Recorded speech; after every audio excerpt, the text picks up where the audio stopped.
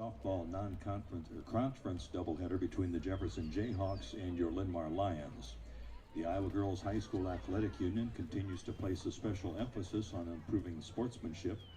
As an MVC conference, we strive to show the best sportsmanship in the state by our players, coaches, and fans.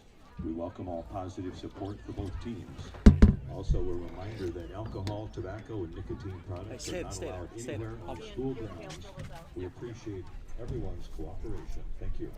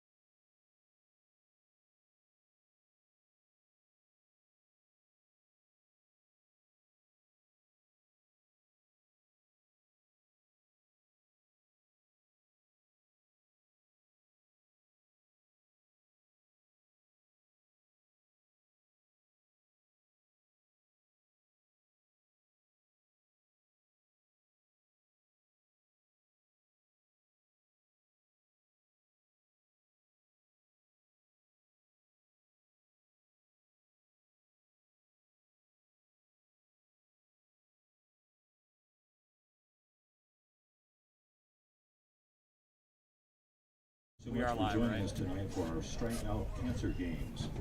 Before we do our starting lineups, we have a special presentation and a very special guest that we'd like to introduce.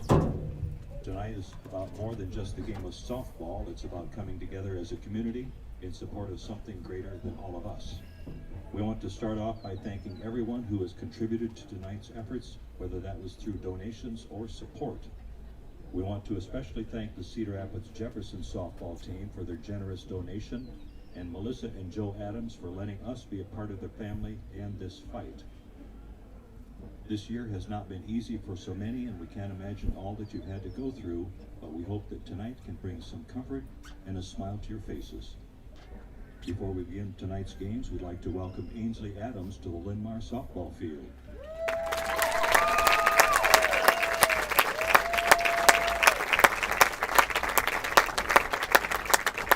Ainsley is the youngest daughter of Linn-Mar alumni Joe and Melissa Adams. She's 3 years old. Ainsley's aunt Liz Adams used to pitch for the Lions softball team from 2000 to 2004. In July of 2020, Ainsley was very unexpectedly diagnosed with B-cell acute lymphoblastic leukemia. Acute lymphocytic leukemia is a type of cancer of the blood and bone marrow. The spongy tissue inside bones where blood cells are made.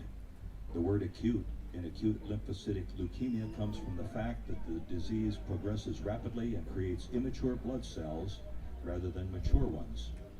Ainsley was diagnosed after her parents took her to the doctor for what they thought was an allergic reaction. Ainsley was immediately transferred to the Stead Family Children's Hospital in Iowa City to begin treatment. Her treatment plan from start to finish is about 2.5 years long. Upon diagnosis, Ainsley was required to stay in the hospital for 36 days. Ainsley is a brave little girl who has shown so much strength in the last 10 months and really endured more in life than any little kid should. She's funny, brave, kind, smart, super sassy, and has a smile that will melt you. She is friends with everyone she meets. She loves to play with her older sister Hadley, who is 7, be outside, and also loves to be the boss of the house. Ainsley and her family are big advocates for spreading the awareness of childhood cancer. Only 4% of all cancer research money goes to childhood cancer, and through their efforts they want to encourage people who can to donate blood to help save lives.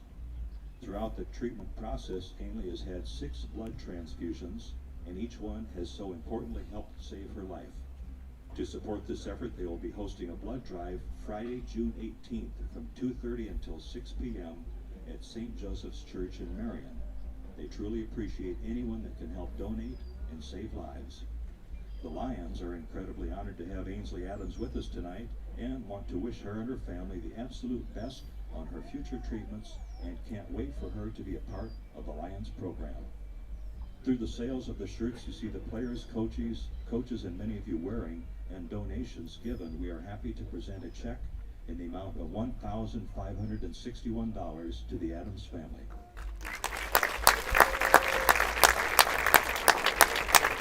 So let's all cheer together and support Ainsley as she throws out tonight's first pitch.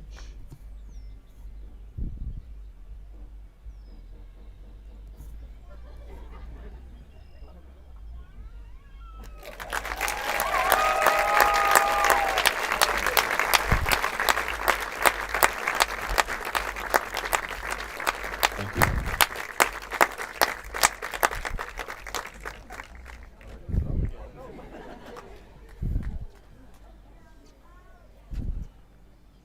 Now here are the starting lineups. First for the visiting Jefferson Jayhawks.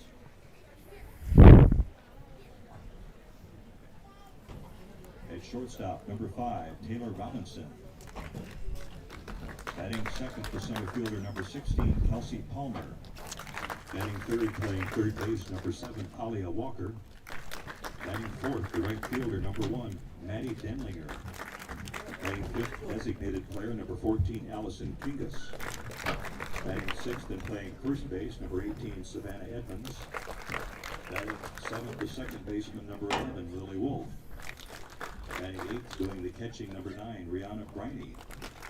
Batting ninth and playing left field, number 10, Jillian Hoskins. And the pitcher for the Jayhawks this evening, number 15, Julian Young. Now here's the starting lineup for the host Linn-Mar Lions. Leading off and playing shortstop, number 4, Kaylin Overton. Morgan Kramer. Batting ninth, the right fielder, number 6, Callie Jelinek. And the catcher, number 2, Olivia Holm. The Jayhawks are coached by Mike Kuba and assisted by Lindsay Culver, Aaron Kuba, Eric Jurdy, Donnie Ray Mayhew, Avery Guy, and Liv Erickson. Linmar is coached by Lindsay Murray and assisted by Maddie Colbert and Megan Weber. This evening's umpires are John St. John, Dan Swick, and Jean Marquardt. Would you please stand at this time and face the flag for the playing of our national anthem?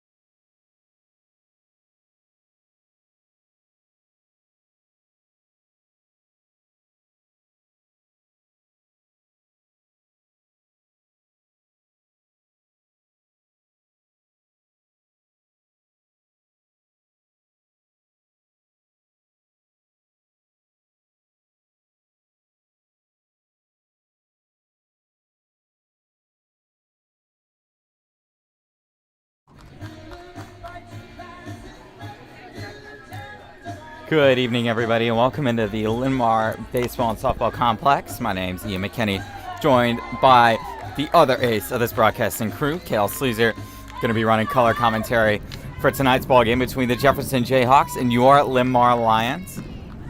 Tonight's a special night. It's our Strikeout Cancer Night. Let's give a special shout out. Kale Sleazer donating blood earlier today. Plasma, but Plasma, my bad. Top of the first inning, game one of this varsity doubleheader. Had about an hour and a half long rain delay tonight.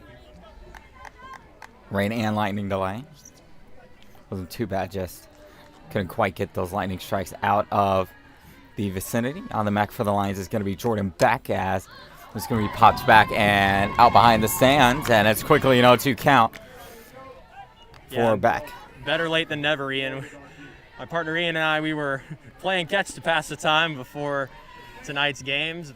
Well, to be clear, I was playing catch. Kale was playing drop. But, come on now. I wasn't that bad. The 0-2, that's going to be swung on, and that one's going to get down. And just like that, the leadoff runner is going to be aboard for Jefferson here. Come on, KP. The center fielder, number 16, Kelsey Palmer. Kelsey Palmer, the center fielder, going to come up now for Jefferson. Runner on first, nobody out. And you got to give credit to Robinson for protecting with an 0-2 count there, just turning on that ball, shooting it right past third base, and Jefferson's got a lady on to start. Palmer going to show bunt there. Going to pull back, but still get called for a strike. 0-1.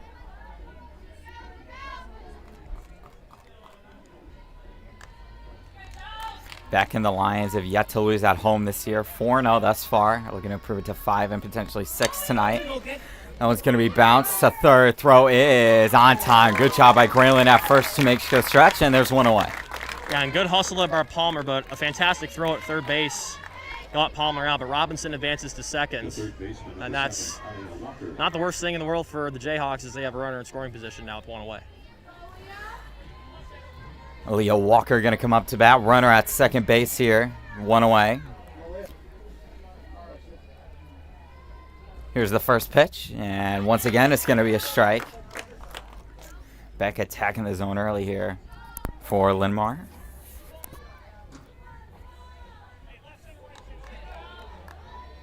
Oh, 1 count. Here's the pitch. And that one's going to be swung at. Popped back foul. Yeah, and both sides being really aggressive here early. Beck throwing a lot of strikes, and Jefferson swinging right back, getting a lot of hard-hit balls in play.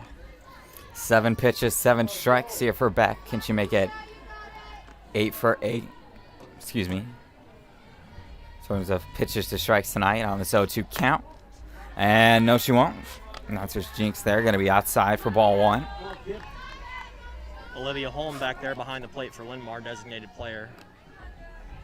Caught that ceremonial first pitch from Aaliyah Adams, and I'll tell you, Ian, that just warmed my heart seeing that before the game. Yeah, been doing this for going on 2 years now. One of my favorite, most powerful moments. I just want to give my sincerest, I have no words for the Adams family. I was close friends with a childhood cancer patient a while back, and I just know the toll that it takes on those families and all the treatments and those long days in the hospital, and just nights like tonight, it gives you hope to see a child just fight through something as terrible as cancer. It was really just a fantastic way to start tonight, and the Lions wearing those pink unis tonight to show their support. Yeah, I give Linn-Mar a lot of credit. Do it for during the basketball season as well to help raise money for cancer research. Obviously, the wishes of not just myself and Kale, but the entire broadcasting crew are with the Adams family as they try to battle through this. That's going to be ball 4 and a walk, so Walker's going to be on base now. Runners at first and second now. Right fielder, number 1, Manny Finley.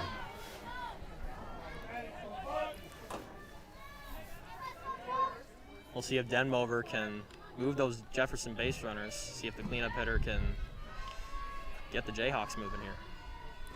One away, and that one's going to be a strike there. Good job there to find the bottom of the zone there for Beck.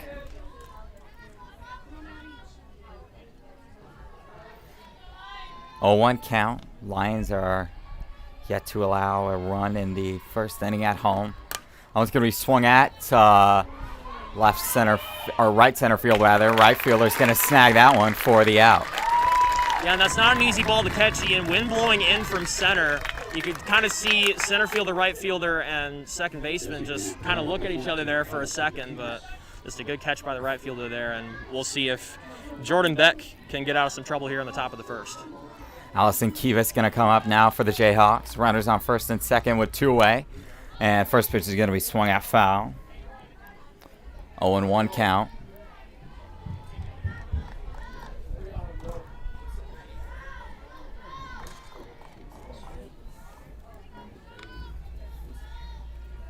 Oh, 1 count, 2 away. Beck trying to get out of some early game trouble, but that's going to be low. Ball 1 in the dirt. Good stop there by Holm behind the plate. That ball could have easily gotten away. Seen a lot of that over on the baseball diamond, folks. I'm usually over there joining my partner Ian tonight, but those balls in the dirt are not hard to stop. I did some catching back in my day, and that was quality stop there by Olivia Holm behind the plate. Oh, it's going to be swung at to center. McCarty going to come up and grab it for the final out of the inning. After half an inning, our score is going to hold up at 0-0. Lions trying to mount the attack when we come back.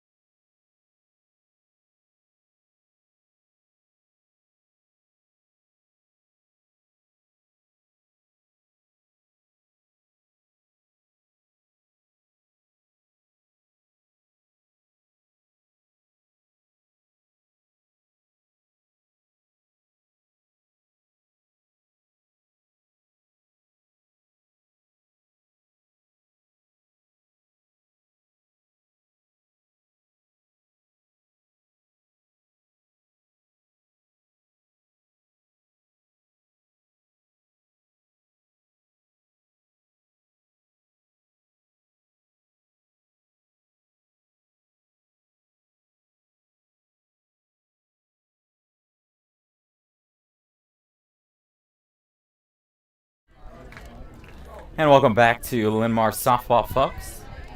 Taking the mound for the Jayhawks is going to be Olivia Young. And leading things off is going to be Kaylin Obleton for the Lions. Leading off the bottom of the first for the Lions is the shortstop, number 4, Kaylin Obleton.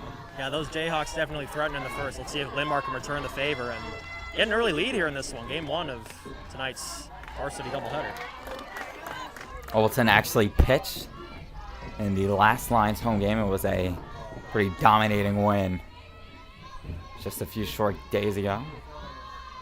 0-1 count, and make it 0-2 as that one will tag the zone. So Young with a quick 0-2 lead on the leadoff batter, Obleton. Yeah, both sides being very aggressive here early as far as throwing strikes. And the bats can get moving. This is potentially a very high-scoring game, Ian. Let's see if the offenses can get it going with all these strikes. Speaking of swinging the bat, Obleton's going to take a crack at that one, but it's going to be snagged by the shortstop for out number 1.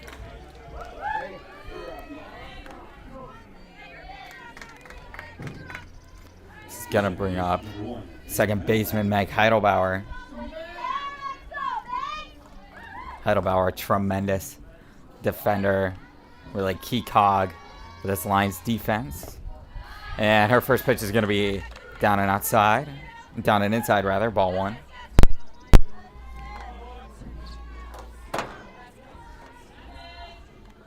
One-0 count, 1 away. Here it comes. And that's going to knock the count up at 1 apiece, as that one's going to find the inside part of the plate. Heidelbauer, the righty, looking to get on base here for Linn-Mar. Would be their first hit of the game. Could you get it on this 1-1? No, it's not. Downstairs, ball 2. Jayhawks definitely anticipating a ball hit to the left side of the infield. Third baseman playing in front of the line. Shortstop shifted over a little bit. Heidelbauer likes to bunt, so watch that not just on this at-bat, but as the game progresses as well. 2-2 count, one away, bottom of the first.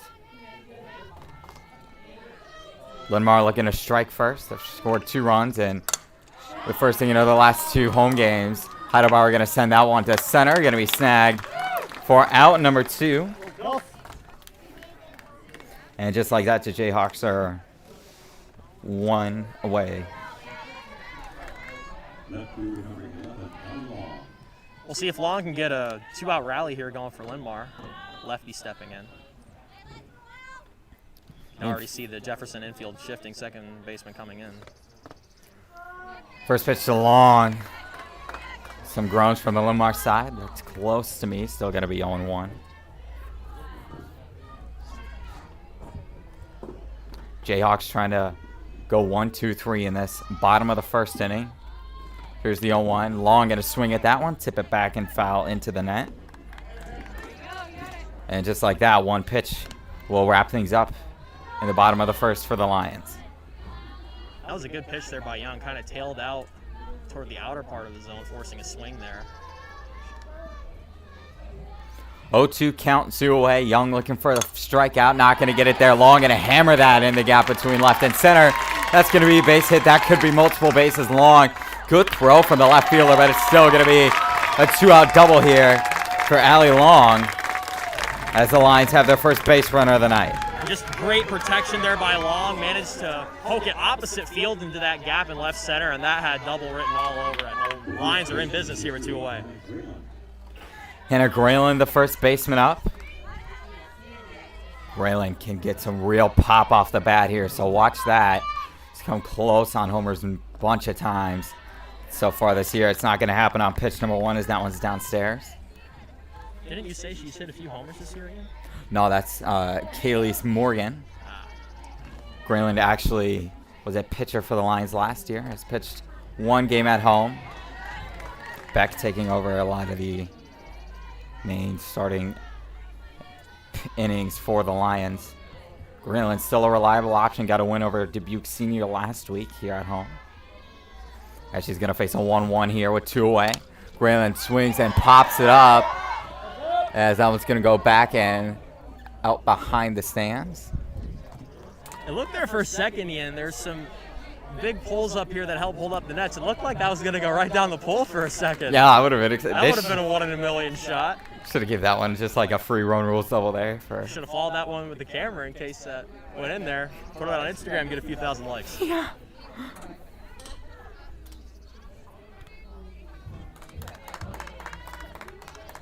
One, 2 count, 2 away. Runner in scoring position here for the Lions. Jayhawks had a runner in scoring position, weren't able to capitalize. Let's see if the Lions can do what Jefferson can here. 1-2 count. Here it comes. Grayland, another high pop-up. Third baseman going to get it. Someone just clips the top of the Lions dugout. As Grayland going to stay alive by the skin of her teeth there. Yeah, good hustle by the Jefferson defense there. If that ball would have been another foot to the right, it would have been caught. Good hustle by the Jayhawks infield there. They were ready for that one. Last 2 pitches, 2 foul balls for Grayland. See if she can get it in play here on this 1-2 pitch once again. Here it comes. And that's downstairs, ball 2. 2-2 now. Great discipline by Grayland there. Back in my day, if that ball would have been at the knees, I definitely would have taken a big swing at that one. I like the low ones. 2-2 count, 2 away. Make myself sound so old. I'm only 19. Holy crap, you're 19? You didn't know that? Jeez. I guess I'm 17, so yeah. It's summer. I don't need the math. Exactly, man. Full count, 2 away, bottom of the first. Lions looking to snag the lead here at home once again. Good hit to right center field. That one could be trouble. That's going to get down for a base hit as Long at a strut down the third base line for a run. And just like that, the Lions on the board. After the hit. A little bit of a mistake there by the Jefferson defense. The right fielder kind of froze, assuming the center fielder would go and get that, but it dropped more toward right field, and the Lions catch a break there. We're going to call that a base hit. Good single off the bat of Grayling, and the Lions are on the board. And here comes the home run machine. Kaylee's Morgan up to bat, has 3 at home already, including in her first varsity at bat, just a freshman here on this Lions squad. Fences are 200 feet all the way around, folks. So it doesn't favor any particular side of the plate. All 3 of Morgan's homers have been to left center field. See if she can get another one. She will get contact, but it's going to go straight back into the screen there for strike 1, rather. Morgan saw that ball pretty well. She timed it, and when a ball is fouled straight back to the screen like that, she's right on top of it. Just got a little bit under that one. 0-1 count, 2 away. And that was going to be upstairs, 1-1 now.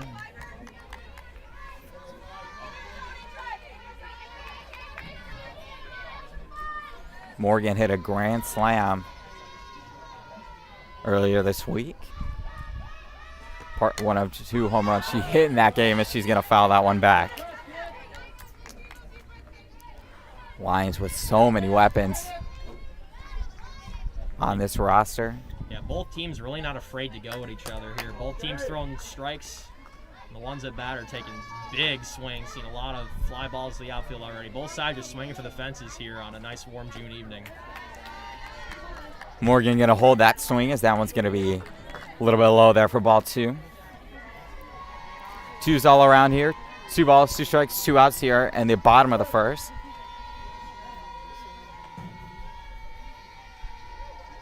Here's the offering, and swing and a miss, strike 3. Young going to get out of the inning there. Do surrender a run, though, as our score after 1 going to be Linn-Mar 1, Jefferson nothing. Jayhawks up to bat after this.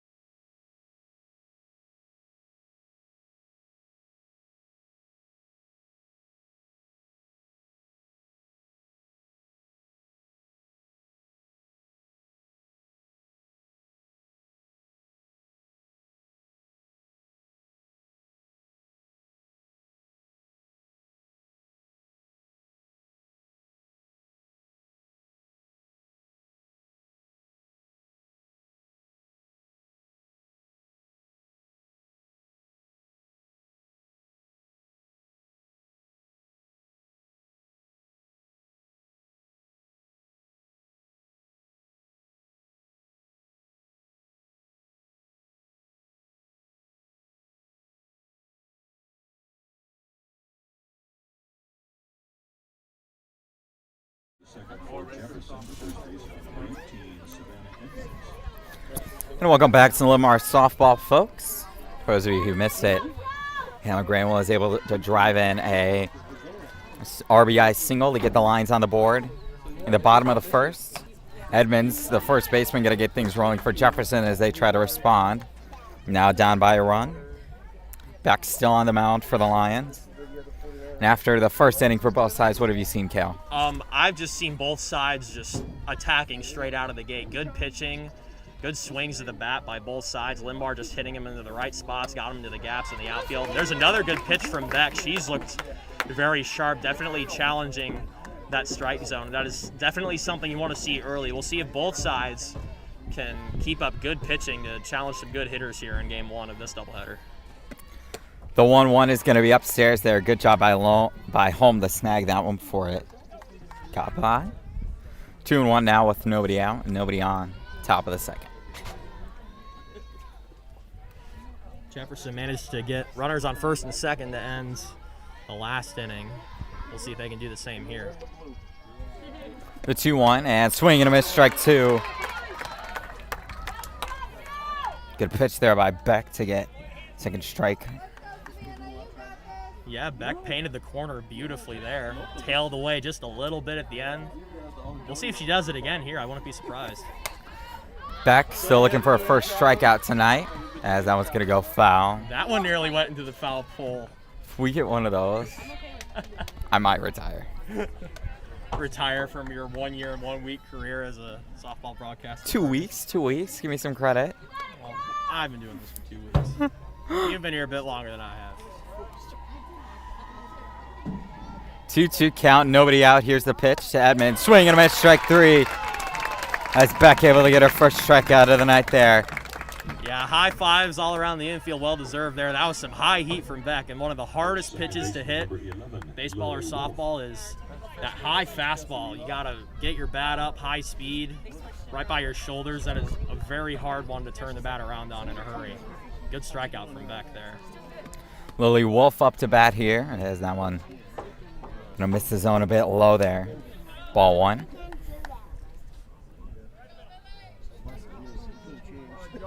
One out count, one away here. Jayhawks looking to answer after the Lions were able to put up a run. Jefferson did get a runner in scoring position in the first, as that one's going to miss outside. Line able to capitalize on it, though.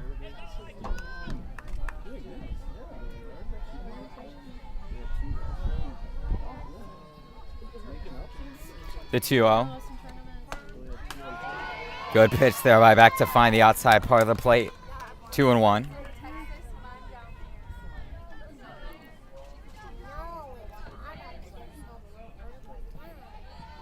We'll see if Beck tries that outside corner fastball again here. That one's going to be popped up by Wolf. Obleton, the shortstop, going to come up and snag it for out number 2. And just like that, Lions are one away from getting out of the inning.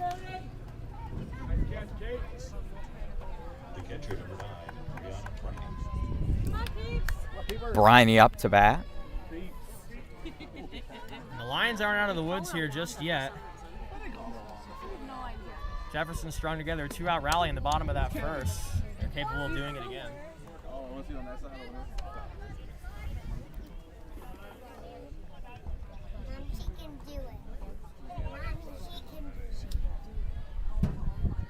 Oh, 1 count, 2 down.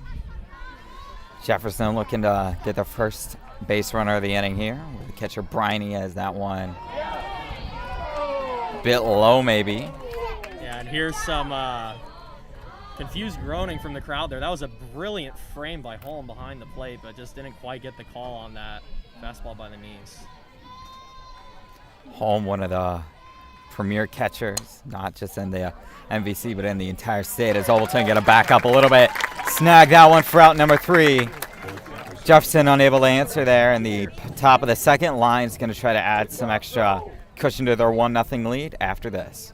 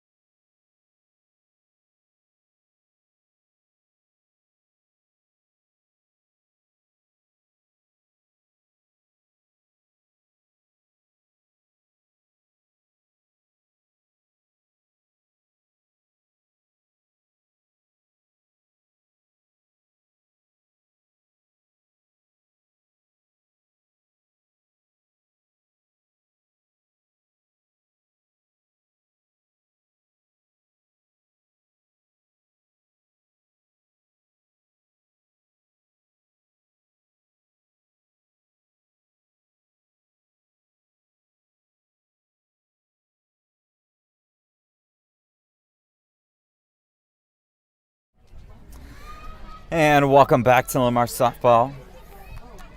Getting things rolling here in the bottom of the second. Going to be the center fielder, Grace McCarty. The bottom of the second for the Lions, center fielder number 20, Grace McCarty. Lions were able to score 1 run on a 2-out rally. In the bottom of the first, that was a nice voice crack. And that's a nice crack of the bat, as that one's going to be caught McCarty thought it was gone for a moment, but it's going to be snagged. Good job by the center fielder to track that one down near the gate. Yeah, I thought that one was gone off the bat too, Ian, but the wind blowing in just enough from center field to knock that ball down by that 200 sign in center.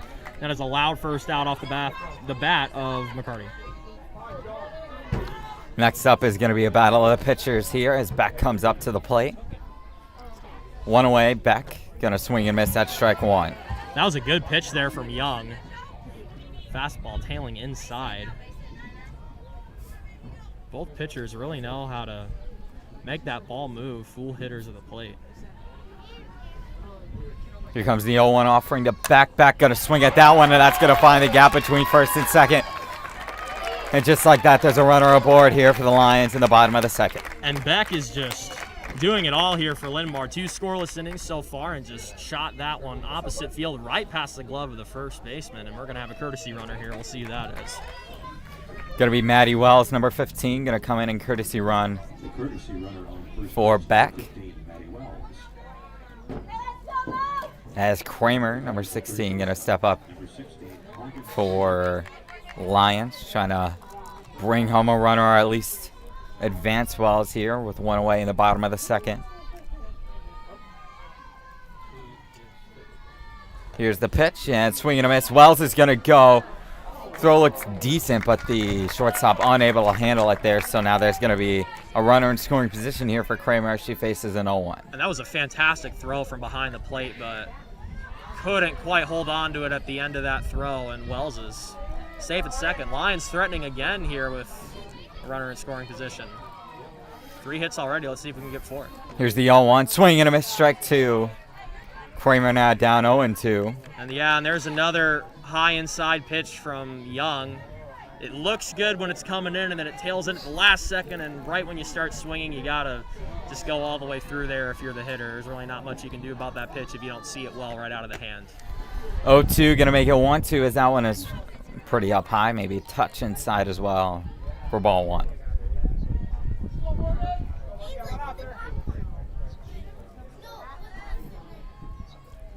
One-two count, one away. Here comes the Kramer. That's upstairs, ball 2. So that 0-2 advantage is now disappeared as we're tied at 2 apiece.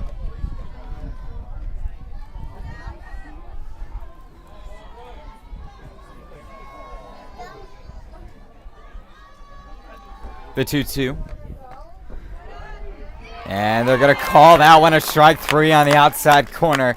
Great pitch there by Young to get the 3rd strike of that one. Yeah, and that's strikeout number 2 for Young. She's seen that inside part of the plate very well as far as location, and another Lion falls victim to a good inside pitch there. Jelinek, the DP here, up to bat. Brother McCade actually often plays DP for the boys team, correct? Yeah, he's the designated player for the boys team a lot, and you're right. Of course I'm right. There was doubt. Good ball playing genes in that family. Indeed. Brother McCade, also the starting quarterback on the Lions football team.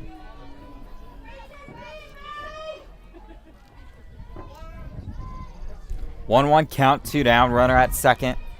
Lions trying not to strand their second runner of the ball game as that one's going to be outside for ball 2. Yeah, good take there by Jelinek. She leaned forward there, thought about swinging at that one. And Young's been trying to paint that same corner, but it's a lot harder to fool a left-handed batter with that pitch. And now it's 2-1.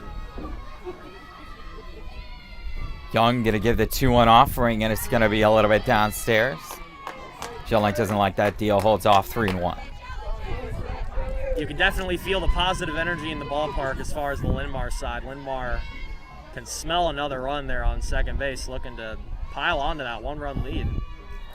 Well, as a pitch runner or a courtesy runner rather, for the pitcher Jordan Beck, as that one is going to be just a touch foul there. Yeah, Jelinek tried to poke that one opposite field, but just a little bit behind that. Missed that third base bag by about a foot. Very close with that one. Full count, 2-away, bottom of the second. Runner on second. Here comes the pitch. Jelinek going to slice one foul. And a good battle here between Jelinek and Young.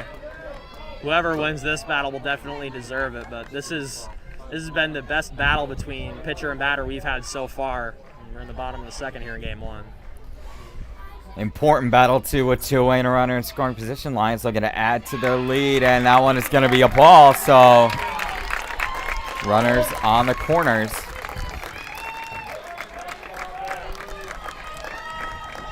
Just a fantastic plate appearance there by Jelinek. She fouled off the pitches that she needed to, and she just took a look at some very good pitches that just missed the zone. Jelinek definitely earned that 60 feet to first. Obleton going to slap one in between third and short, and a runner's going to come home for the Lions. Yeah, Linn-Mar's really liking that left center field gap. They've hit 2 hard hit balls there now, and Lions double their lead. Fantastic swing of the bat there by Obleton. She was first pitch swinging. That's the way you draw it up. First and second. Heidelbauer going to come up now. She's 0 for 1 with the fly out, but that was a deep fly out to the center fielder. Here's the first pitch, and Young going to leave that one a bit low. This one's going to make it 40 pitches already here for Liv Young. Jefferson trying to give the ball back to their offense here. With 2 away in the bottom of the second, that one's going to be low as well, so it's now 2-0. Yeah, Linn-Mar's doing a really good job of holding off those pitches that are just missing at the knees. Heidelbauer holding off from swinging at that one there. The 2-0 offering is going to be just a little bit outside the zone there. Maybe a touch high is what I'm thinking. Looks pretty close, though. Yeah, that ball missed just high, and I'm sure that there's definitely some nerves out there on the mound for Young right now. 4-ball walk there. Bases loaded. Bases loaded here for a hot hitter in Allie Long. Already has a double. Ian, I'm surprised that the Jefferson coach isn't coming out to talk here to Young. Big potential turning point here in this ball game in the bottom of the second. Bags loaded, 2 out. Long going to swing at that one into the net, foul. Yeah, 3, 4, 5 hitters coming up for Linn-Mar. And a base hit here in the gap will double the Linn-Mar lead once again. Linn-Mar's been doing a very good job of drawing those walks, so just get on any way you can here if you're Allie Long. Long going to take it to that gap. Tough play going to be tried there by the shortstop. Is now 2 runs come across in a heads-up play to score there from Obleton as the Lions extend their lead. Oh, fantastic base running there by Obleton. Fantastic effort as well by the Jefferson shortstop. Couldn't quite flip it to second, and with 2 outs there, Obleton just turned on the Jets and did not stop until she crossed home plate, and it's now 4-0 Linn-Mar. Pour it on, ladies. Grayland up to bat. Already seeing the power she has. Battled her way to a single in the bottom of the first. An RBI single, looking for maybe 1 or 2 more here. First pitch to her is going to miss the zone for ball 1.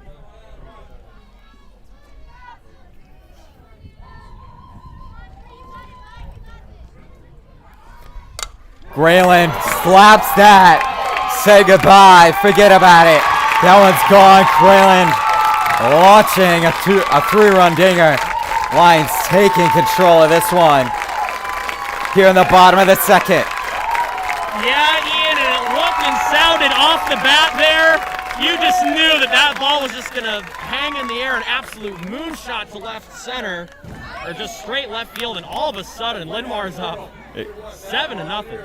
Yeah, exactly. Grayland, I've been told, has been looking for a pitch like that to take out to left all year, and now we're going to have a mound meeting here by Jefferson. Linn-Mar just pouring it on here in the second. That's 6 runs in the inning. 2-out rallies are real, folks. That's where the real energy comes from in baseball and softball. Man, Ian, that ball was just, that hung up in the air. Oh, yeah. That really hung up there. I mean, that was a no-doubter. That was a no-doubter, partner. That was... Close your eyes, put it to sleep. That one was gone.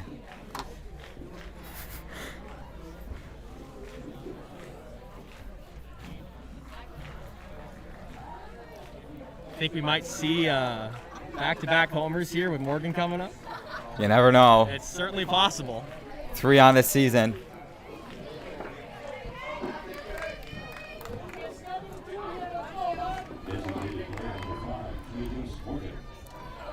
Morgan looking to add to this line's advantage here.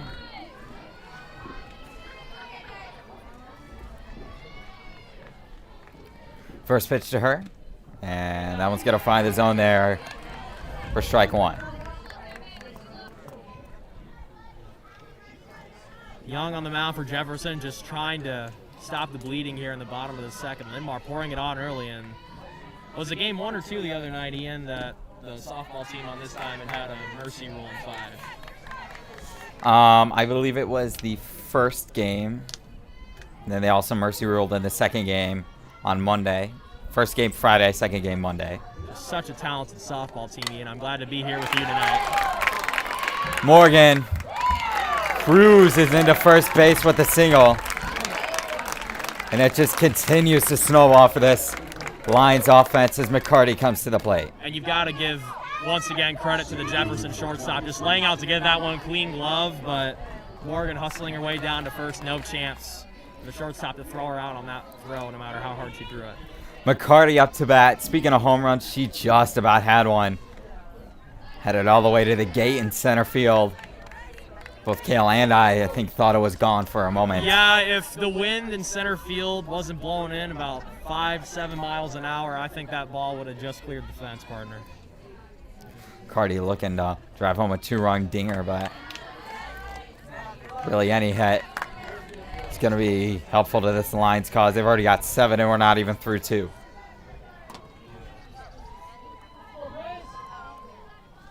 I'm sure it helps having the Adams family in the house tonight for the Lions. Yeah, tonight is the Strikeout Cancer Night for Lions softball squad.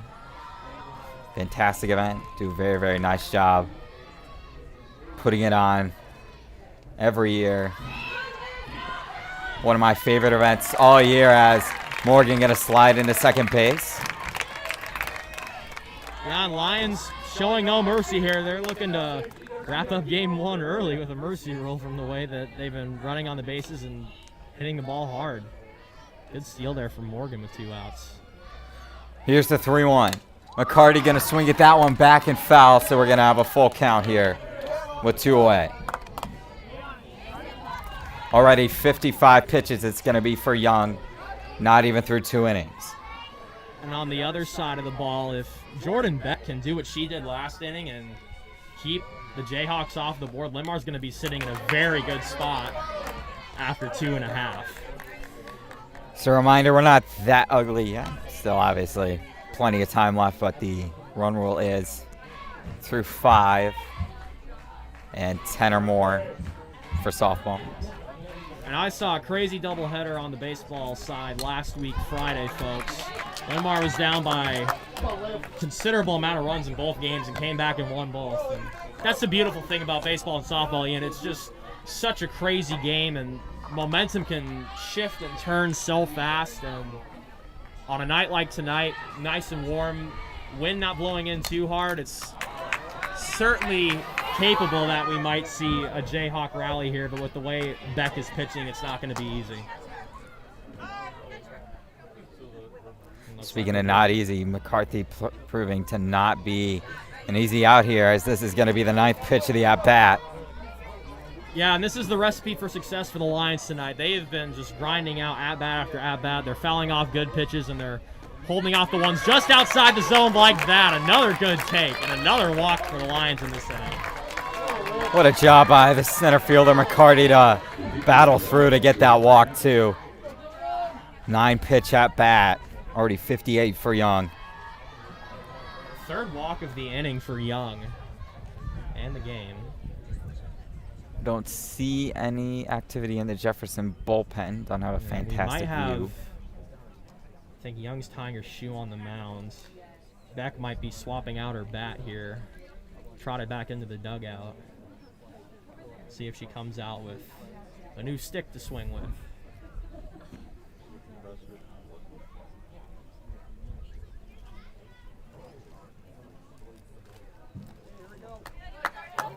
Yeah, that looks new. Yeah, I think that's a new bat. Back looking for some new bat luck here with 2 away in the bottom of the second and 2 runners on base. Lions have already batted around. Beck, solid contact there as that one's going to go foul. Yeah, and the Lions are being very aggressive at the plate. A lot of big first pitch swings there, and Beck hit that one foul, but that went pretty far. That went past the visitor dugout. The 0-1, Beck going to swing at another one. That one went straight into the visitor's dugout. It's off the screen, and it's going to be 0-2. Yeah, and a foul ball like that, if you're on the bench, that's one to make sure you're paying attention and doesn't scare you into jumping 10 feet in the air. Yeah, don't need coffee because that one just woke you up. 0-2, 2 away to the pitcher, Beck. That one is inside for ball 1. Yeah, and Young tried to paint that upper inside corner. That's worked for her before, but Linn-Mar's starting to hold off that pitch a little bit more. If you see the same pitch enough as a lineup, you learn how to deal with it, whether you take a check swing at it or foul it or just let it go or find a way to get it in play. It's one of the really nice things about Linn-Mar softball, not just this year but last year as well. So much energy in that bullpen, and it is always, doesn't matter if they're down 9 or if they're up by 12, you know. Or by 7 like they are tonight. Yeah. That's a nice thing for me to hear. I was kind of the Energizer bunny. We'll get back to it after this. Good throw there by the second baseman to get that final out finally. But still, Lions pulling away in this one. 7-zip after 2.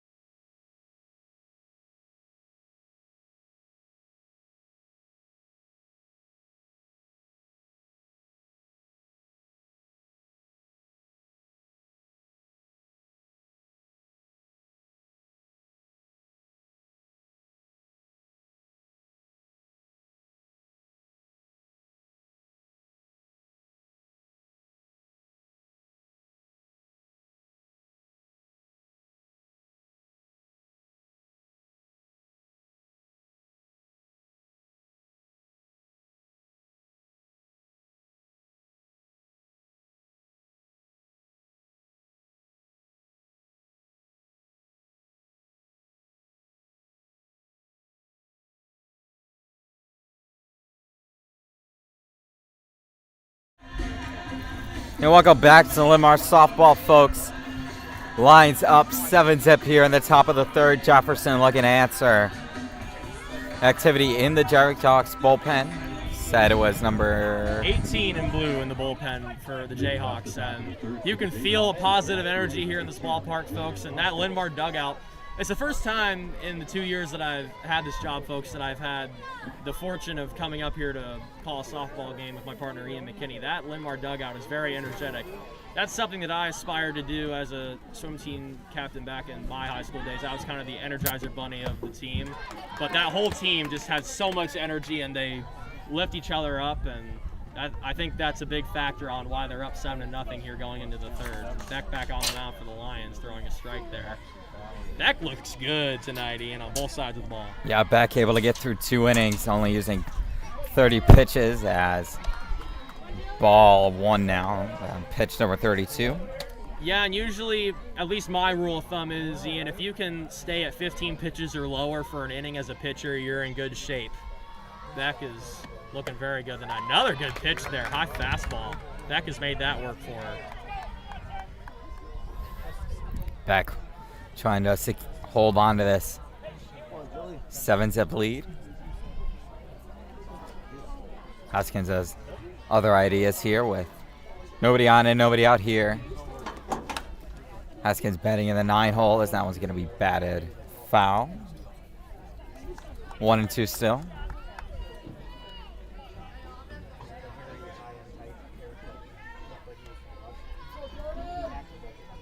Beck looking for her second strikeout here.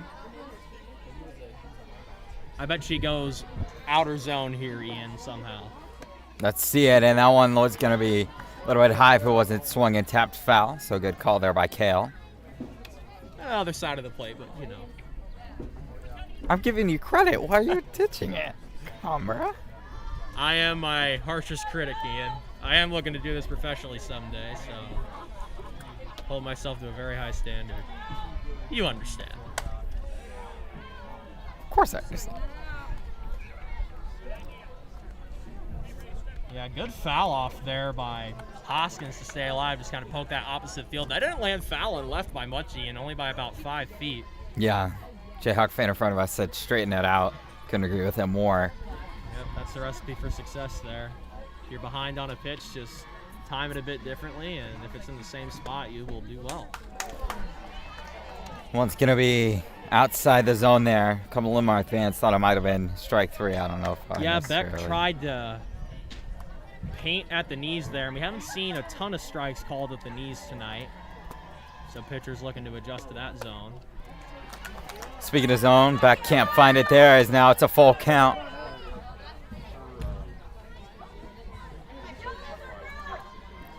Jayhawks still only have 1 hit to this point. Looking for their second here.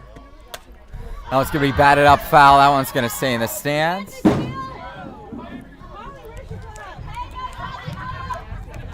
Loud bang on the bleachers there, folks, that everybody's all right. Now, anytime you can force a pitcher into a double-digit at-bat, I think you've pretty much won the at-bat regardless of what happens. Oh, yeah, you definitely have a pat on the back from your coach regardless of the at-bat if you can foul off enough pitches to get to double digits. Haskins strikes out swinging, so Beck gets the best. But it isn't without a cost there, so we're back to the top of the lineup. Yeah, great pitch there from Beck. I'll say it again, that high fastball is very hard to get that bat around in a hurry and hit and get it up high. And Beck used it to her advantage there. That's her second punch out on the night. 1 away here, top 3. First pitch, mentioned we're back to the top of the lineup. 1-4 with the single is the shortstop Robertson. 1-0 count. 1 away. Lions having a lot of base runners since the first inning is now one can't find the zone. 2-0. That was a great frame by Olivia Holm behind the plate. Just couldn't quite get the call. Robinson has the lone hit here for the Jayhawks. We'll see if she can double the hit column here, not only for herself but for her team. Good pitch there by Beck to get that second strike. Yeah, and both pitchers starting to utilize that upper half of the zone a lot more. I think they're figuring out their way around both of these lineups. 2-1 count, make it 2-2 as now it's going to be fouled off. Beck having to battle through this top of the 3rd inning. Yeah, Jayhawks certainly aren't making it easy on Beck. That pitch count of hers is starting to float up there. And even if Jefferson doesn't manage to score here, they definitely put a dent in Beck this inning. It's going to be upstairs, ball 3 now. Another full count.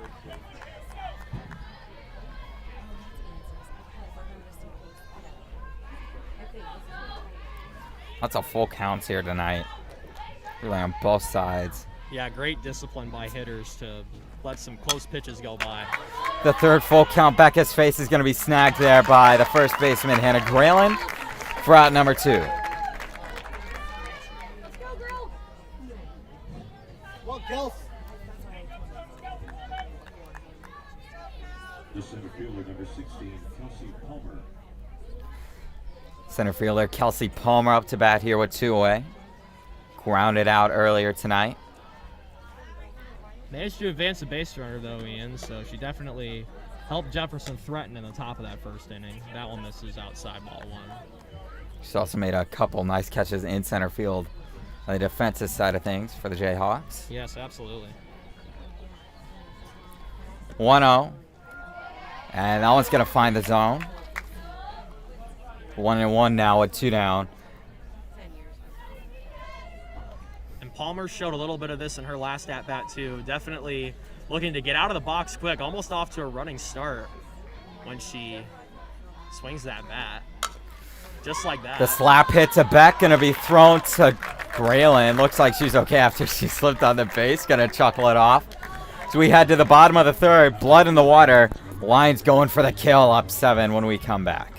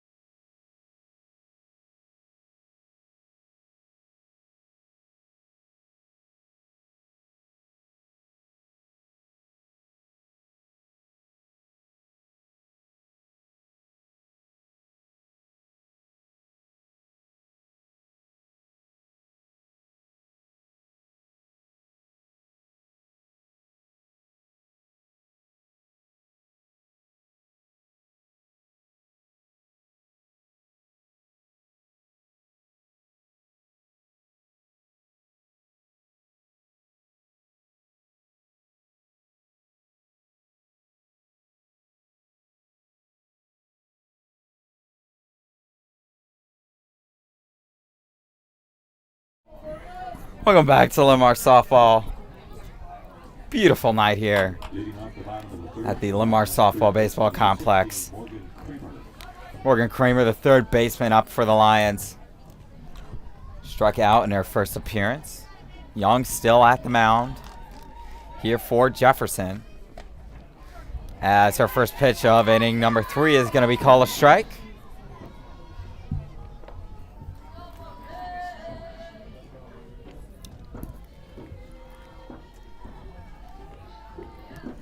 The 0-1. It's going to be swung back foul into the net. So Young here with a quick 0-2 advantage on the leadoff batter Kramer here in the bottom of the third. And that's an encouraging sign to see if you're the Jayhawks. Young coming out here throwing some good pitches to start this inning despite a rough seconds. We'll see if she can bounce back here in the bottom of the third for the Jayhawks. 0-2 count. That one's going to be upstairs. So I'm going to set up a 1-2. It's going to be 67 pitches on this next one for Liv Young. 7 hits through 2 innings. Kramer going to swing out one back foul. And that one's going to go over the press box. Still 1-2.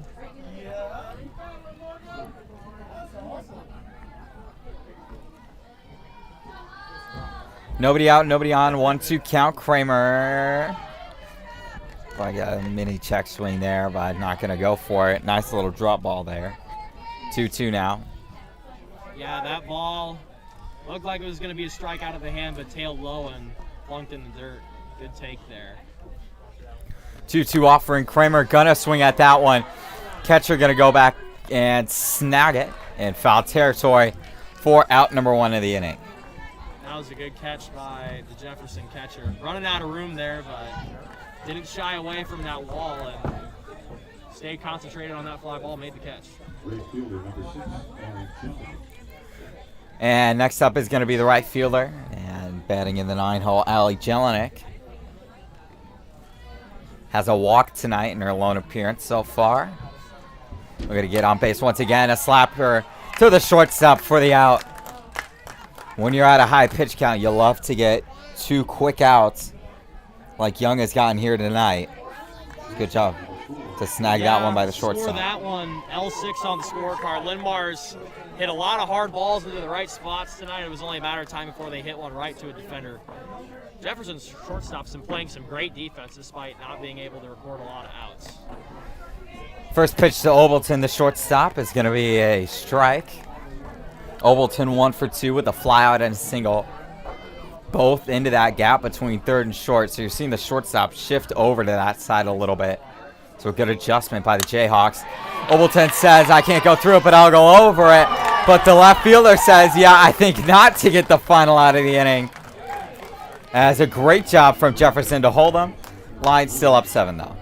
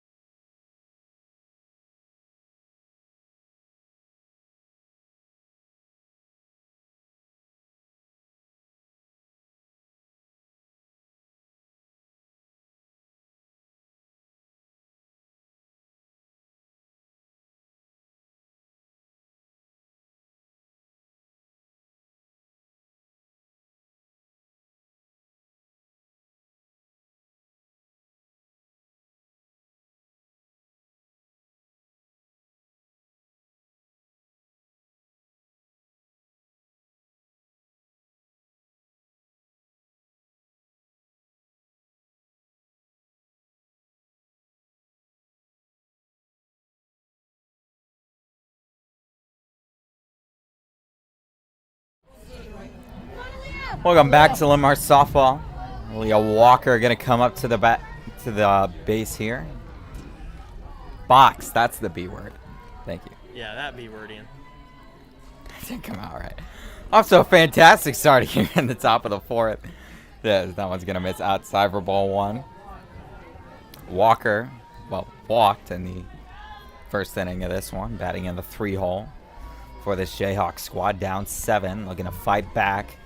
Able to hold the line scoreless for the first time tonight, as that one's going to miss outside ball 2 now. That was a good take by Walker. Beck threw that fastball toward the outer part of the zone like she's been trying to do a lot of the night. And Walker just managed to hold off of a great pitch there that just missed the zone. 2-0 count. Back up and over to that 50 pitch mark, rather. I believe that one went off the mask of the umpire. Holm back there asking him if he's all right.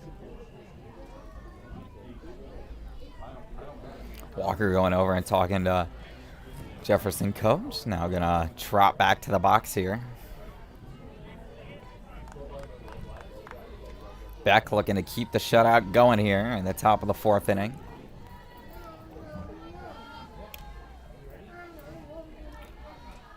Pausing now the 2-1 offering.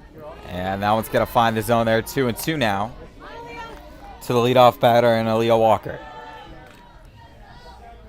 Yeah, Jefferson's still looking for that second hit. Now will be a really good time to get some momentum going here at the top of the 4th. 2-2 offering to Walker. She's going to swing out 1. Kramer, the third baseman, going to snag it for out number 2, or out number 1. Good awareness there by Kramer. I was a little bit worried. She was drifting right by that third base bag.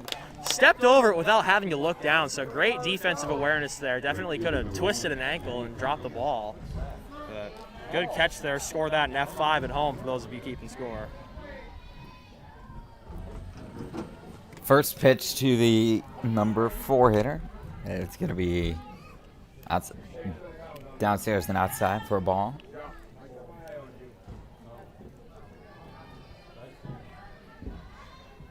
One-0 count, 1 away.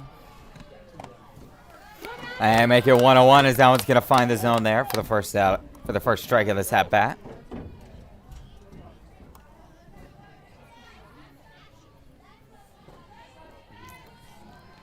One offering from Beck is going to be swung on and missed for a strike. And there's Beck attacking that outside part of the strike zone again. Jefferson's had a little bit of trouble with that tonight, and Beck is taking advantage.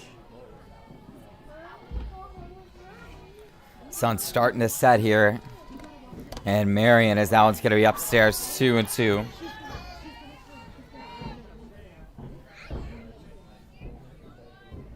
See Beck having to protect her eyes from the sun setting. Get the signal for the pitches. That one's going to be fouled back, and actually that's going to land on top of the batting cages. So not getting that one back. Yeah, I'll bring up what you just said, Ian. The sun setting is definitely becoming a factor. You folks at home can probably see that shadow creeping across the infields.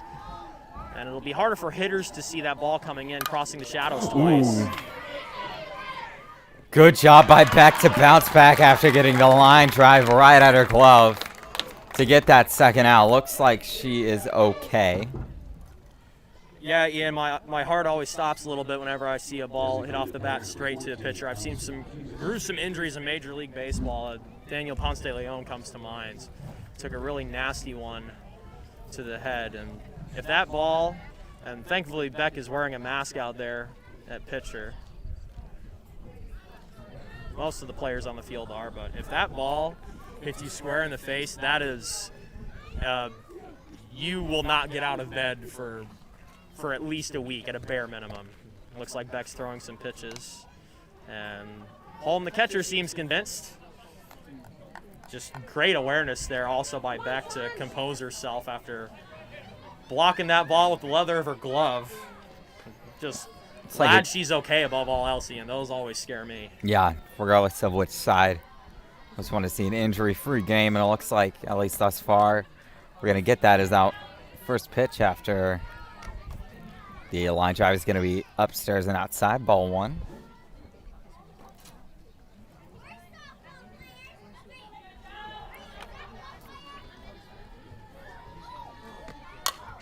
That one's going to be swung at, and that one could be trouble, and it will be, as that one's going to get down in left field for a base hit. Just like that, there's a runner aboard for the Jayhawks for the first time since the first.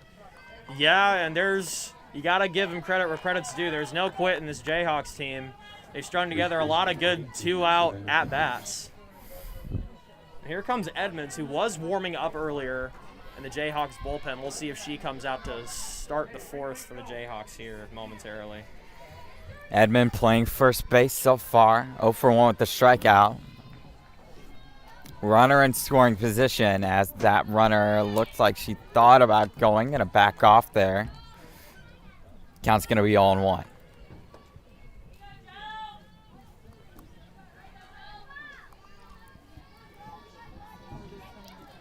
One-0 count, 2 away. And that was gonna be outside there for ball number 2.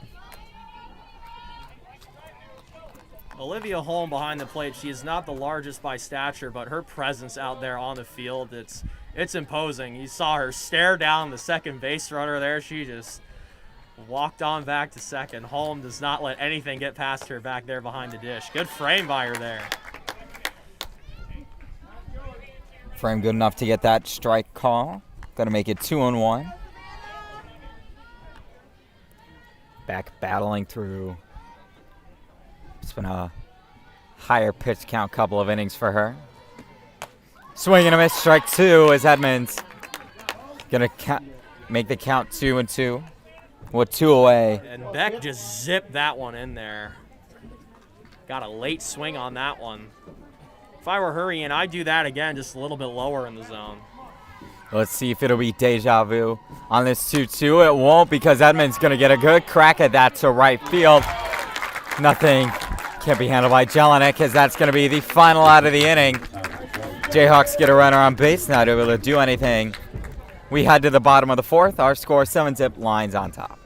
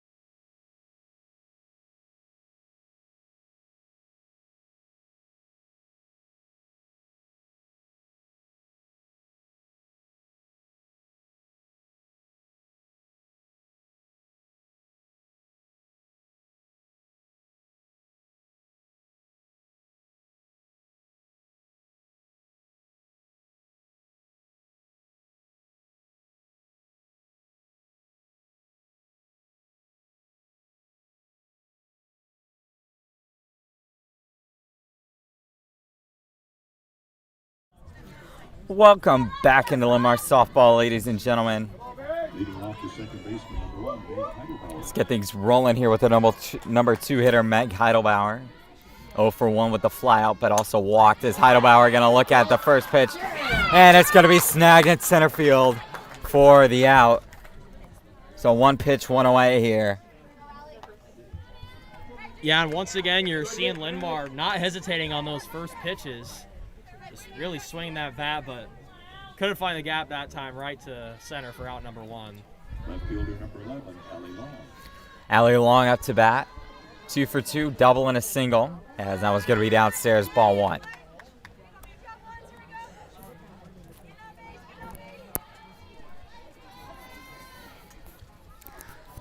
Young in the circle for the Jayhawks still here. Here comes the 1-0 and make it 2-0 as that one's going to fail to find the zone. Looks like a pretty similar pitch there. Same result.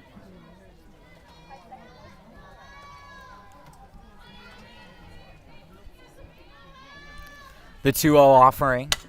Swung at it. That one's going to find the gap between center and right for a base hit. And just like that, there's a runner aboard here for a very dangerous hitter, as we saw earlier, in the first baseman, Hannah Grayland.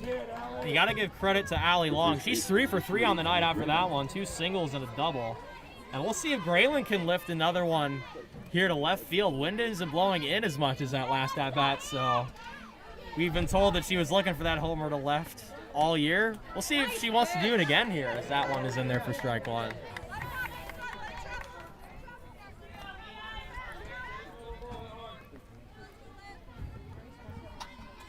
Grayland down 0-1 here. Young, another big crack off the bat, but it's going to go to center field and pop up. 2 away here. Both by ways of fly out to the center fielder. Designated player number 5, Kaylees Morgan. The DP, Kaylees Morgan, going to step up. 1 for 2. Strikeout and a single so far. 2 away. Here comes the pitch. Morgan going to swing at another one. That one's going to go towards center field. Almost home run number 4. Missed it by a foot, and I don't disagree with that estimation. Morgan doesn't care. She gets an RBI either way. The Lions extend the lead up to 8-zip.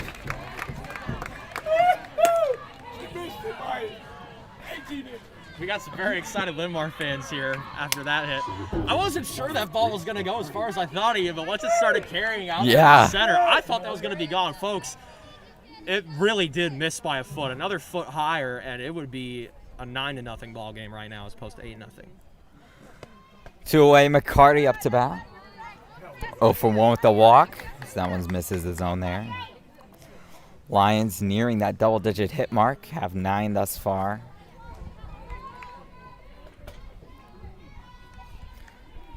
Here's the 1-0.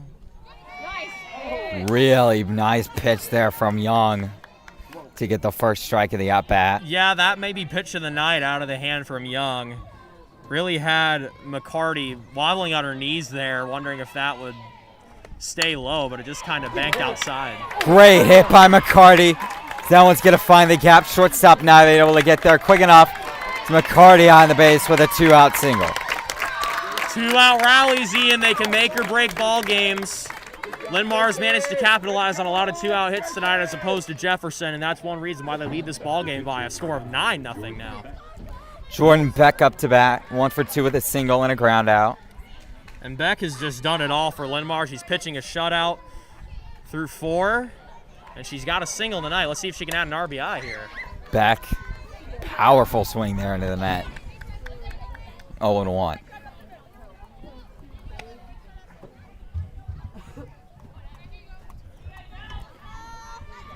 All but one Linn-Mar players that have played thus far, obviously, have gotten on base.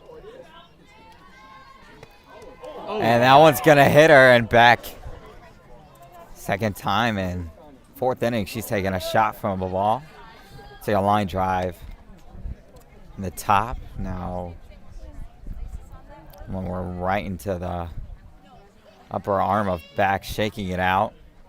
Wells is going to check into courtesy run, so this isn't anything out of the ordinary. And Beck nodding to coach as if to say she's okay. And Pinch hitter gonna gonna pinch hitter here, Ian. Sam Gainjasek gonna check in.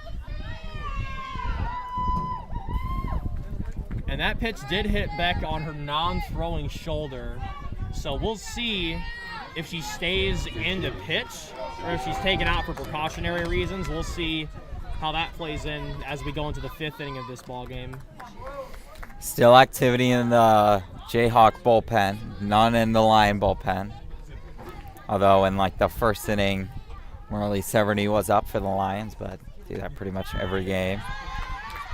That one's gonna be ball 1.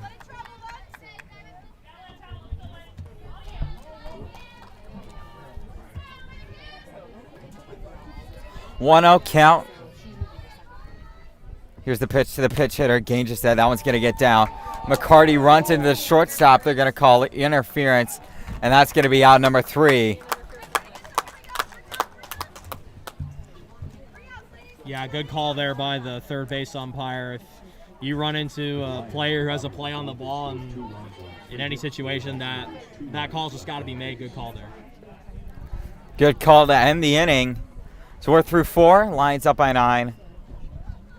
Back after this.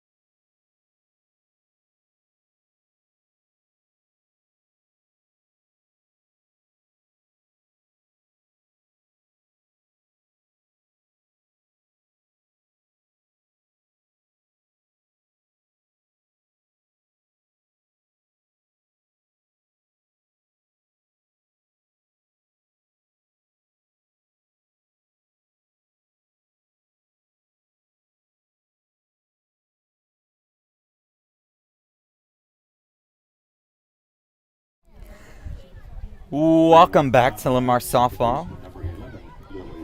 Lily Wolf going to get things rolling here in the top of the 5th for the Jayhawks. Lions just 1 run away from the run rule as, speaking of 1, that's going to be 1 pitch, 1 out as Obleton able to sling it to Grayland out first for out. Yeah, and that's the second time that Wolf has found the shortstop off of her bat. Flew out the shortstop last time, and you can score that one. A 6-3 for you folks keeping score at home. And it's good to see Beck out there on the mound for the Lions after taking a nasty HBP to the shoulder in the previous inning. Sticking the line drive right to the glove hand.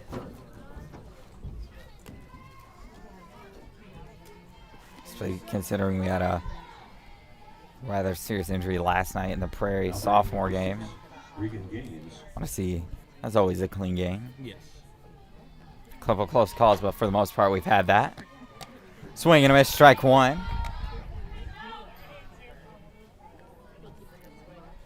Beck has done a really nice job in the circle for the Lions. Yeah, and I'm sure she's pitching with a little bit of adrenaline here, not only with the shutout going, but I'm sure she's not too happy after being plunked with that ball. You can see her rubbing that shoulder a little bit there, so I know that's affecting her. And she's definitely going to need to ice that later tonight. That's going to leave a nice purple bruise there on the shoulder for at least a couple weeks. Beck does sometimes play DP in the second game, so it'll be interesting to see if she, does that in the second game of this varsity doubleheader. It wouldn't surprise me if they sat her just to rest. It's been a good ball game, though, despite the score. Absolutely. Solid play on both sides. Hasn't really been super sloppy. Just 1 error, and it was a really close call. That one's going to get down. Jelinek unable to snag it, as that one is going to be, we'll call it a base hit. Yep, scored a hit, and I think that's the right call. That ball was a little bit shorter than the right fielder anticipated. Good effort, but just not quite there. And that's hit number 3 for Jefferson tonight. Left fielder number 10, Jillian Hoskins. Jillian Hoskins up to bat. The left fielder made back work for that strikeout. Took her 10 pitches to do so. Pitch number 1 of this at-bat is going to be outside for that's going to find the outside part of the plate. Sorry, got my words jumbled. 0-1. Yeah, despite Jefferson not putting any runs on the board, they have definitely had some good at-bats. Overton going back to snag it and does. Since had a nice night at shortstop, hasn't she? Yes, absolutely. Both shortstops tonight have really made some fantastic plays. They've tracked the ball very well, and Overton getting a good beat on that ball makes the catch about 5 feet into the grass for out number 2. Taylor Robinson, speaking of shortstop Taylor Robinson up to bat with 2 away. 1 for 2 with a single and a fly out. Just getting back in time as the runner at first. Grayland thought she might add the tag. And I swear, Ian, I could see Holm foaming at the mouth from here after the runner got a big jump there. Holm loves that throw back to first. Almost got her there. 1-0 count. And we're going to get a strike call on that one.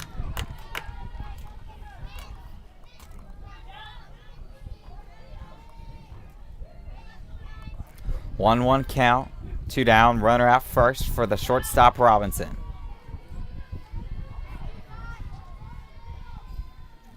Here's the pitch. And that one's going to be downstairs there as that's going to be called a ball. Holm giving a long stare to that runner at first. Oh, yeah, the old Olivia Holm stare down, striking fear into base runners since she was little back there at the plate. 2-1. Robinson going to swing at one. Kramer has it at third, launches it to Grayland at first for out number 3. Lions need 1 run in the bottom of the 5th to wrap this one up as they're up 9. Back after this.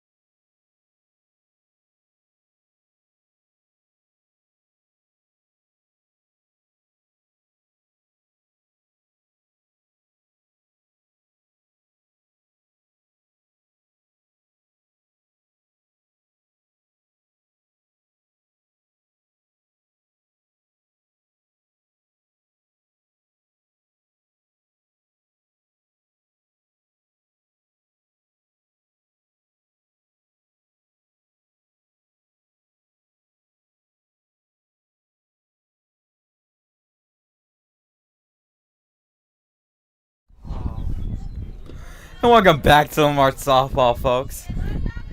Leading off the top of the field for the Lions, right fielder number 6, Allie Jelinek. Allie Jelinek gonna start things off for Linmar here at the bottom of the 5th.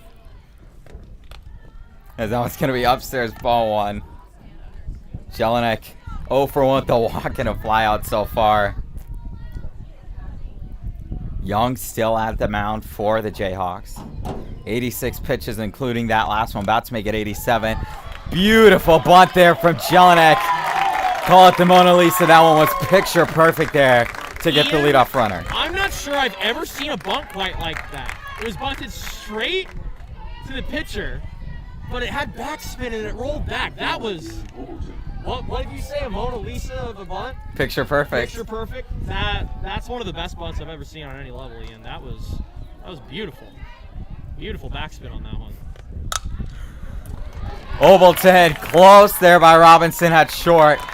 Laid out to make that one. Couldn't quite get it. So 3 pitches and 2 base runners here in the bottom of the 5th.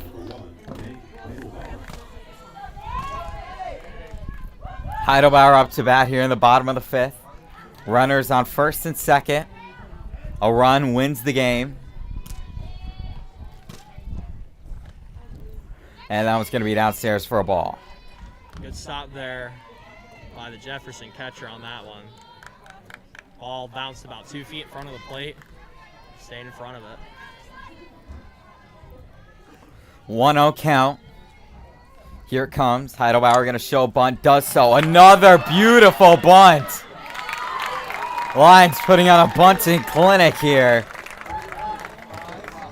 Yeah, that one looked a lot like the Jelinek bunt there, Ian. I think everybody's taking notes from each other on how to bunt there in the Linn-Mar dugout. If it ain't broke, don't fix it. Oh, did they call that foul? Yeah. Oh. We got too excited. That one's going to be a foul ball. It may have went off the foot of Heidelbauer there. Heidelbauer gonna. Robinson went for the runner at third, not able to get it. So either way out, Lions get a base runner. Lions just have to move that base runner 60 feet to put a ball on this one and send it to game 2. Long is 3 for 3, so if there's anybody who can keep the line moving here, it's her, and we're going to have a mound meeting here from Jefferson. On a night where Jesse's girl has been played probably 12 times for the Lions. Their girl at the plate has been definitely Allie Long. 3 for 3, double, 2 singles. Just had to sneak that joke in there, didn't you, Ian? Of course I did. They're playing it for me, man. I gotta. Ian's a big Jesse's Girl fan, folks. First time I've heard the softball playlist up close between innings. It's a good playlist. I will give them that. Yeah. Linn-Mar with 12 hits, looking for the Baker's dozen here to win the game.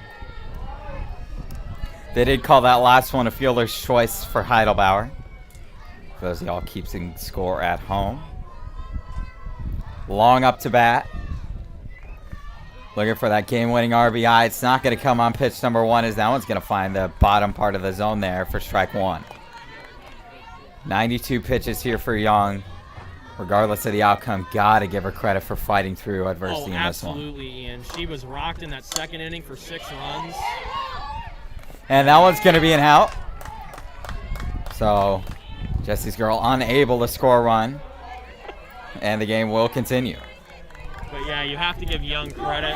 Hasn't had the best game, but she's stayed out there. She's here in the 5th inning, still putting her best effort forward and got out there to keep the game alive for Jefferson. Graylin up to bat, single, dinger, and a flyout on her night. 1-0 count here. Graylin's also had a couple really nice stretches at first. The 1-0. Graylin going to send that one to left field. They could not end it with the grand slam.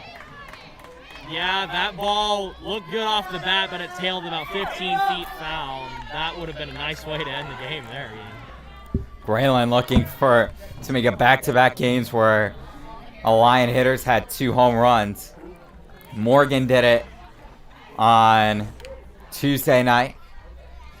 Can Graylin do it here? It's not going to be on that one. She just missed it, and she knows it. 1-2 count here with 1 away. Yeah, you could see it in her body language when she was swinging the bat there. She was expecting one thing and then just kind of slowed the bat down there as the ball changed course, breaking in. 1-2 count here to Graylin. Upstairs for ball 2. Really like how this Lions lineup is constructed. First time they've done it where Graylin and Morgan are back-to-back. Really tough with some fantastic power hitters. See if Graylin can end it. It's going to be hit to the third baseman. Robinson, the flip to third, is going to be in time to get it out. But it doesn't matter as Obleton comes across the plate. As that's 10, as that's going to end the game. Right? Ball game over. Lions win. Lions win it on an RBI single. Second RBI single there for Graylin. Kale, any final thoughts on the game? Just great ball game by both sides. Despite Jefferson being shut out, they did not play like a team that got shut out. Great effort all the way through. heart all the way through. Some good hard hit balls just found the gloves of some Linn-Mar defenders. And then as far as Linn-Mar, just masterful pitching performance from Jordan Beck, despite getting hit by a pitch before that last inning. And then some dingers, some doubles, just great all-around first game for Linn-Mar, and that momentum will almost certainly carry into game 2, Ian. And before we get to stats, player of the game. Player of the game, I'm going to let you pick that, Ian. I think I should leave that to you. Well, thanks, Kale. Teamwork makes the dream work. Also because I can't think of one off the top of my head right now because everybody did well. I really think it's got to be, for the Lions, Jordan Beck on the mound. Absolute dominant performance. And out of a pitcher, you love to see that leadership getting up from the line drive. And then the hit by pitch the very next inning. You can't ask for any more from your leader in the circle. Tremendous game. And that's going to wrap up the game. Final stats for Jefferson going to be 3 hits on 0 errors, 4 runners left on base. Lions, 10 runs, 15 hits, no errors, 7 runners left on base. Join us again in game 2 of this doubleheader. Strikeout Cancer Night here at Linn-Mar. Special night. Lions, Jayhawks, round 2 coming up in a break, after a break.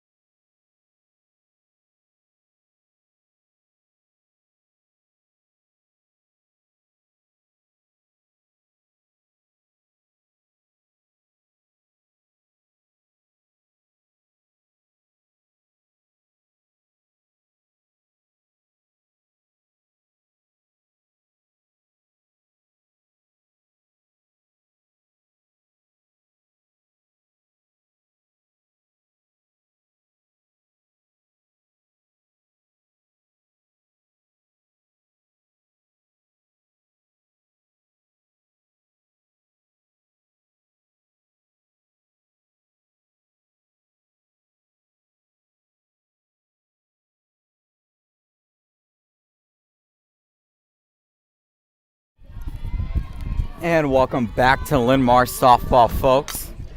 Top of inning number 1 of game number 2 of our varsity doubleheader of action. Still on the mic, Ian McKinney, the other ace of this duo, Cale Sleazer on color. What do you want to look to see from both sides after watching the first game tonight? Just pick back right where they left off as far as just being aggressive, both pitching and at the plate. Speaking of being aggressive, great job there by the leadoff batter for Jefferson, getting on base. Yeah, Palmer just with a little check swing toward shortstop there and just hustled all the way. Good hustle by Palmer to lead off the game. Denlinger up to bat now here for the Jayhawks. Linmar able to win game number 1, 10-1. 10-0, Ian. We blanked them. Oh, yep. Yep, my bad. I was looking at the one hit that they have right now. Denlinger going to look at ball number 1.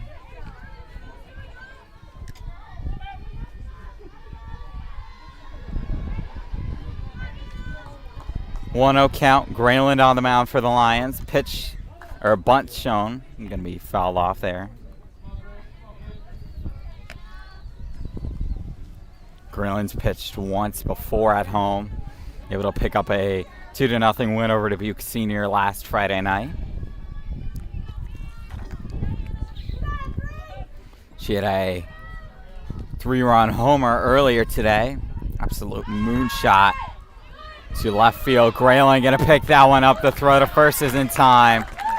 And in the first out of the inning. Yeah, and Denlinger did her job there, just bunted and managed to advance Palmer to second. And now the Jayhawks have a runner in scoring position. Let's see if they can get their first run of the day here with Hoskins coming up. Hoskins up to bat. Was a really tough batter to get out in game number 1. Had a 10-pitch at bat against Jordan Beck, who took them out for the Lions. His first pitcher is going to miss outside for ball 1.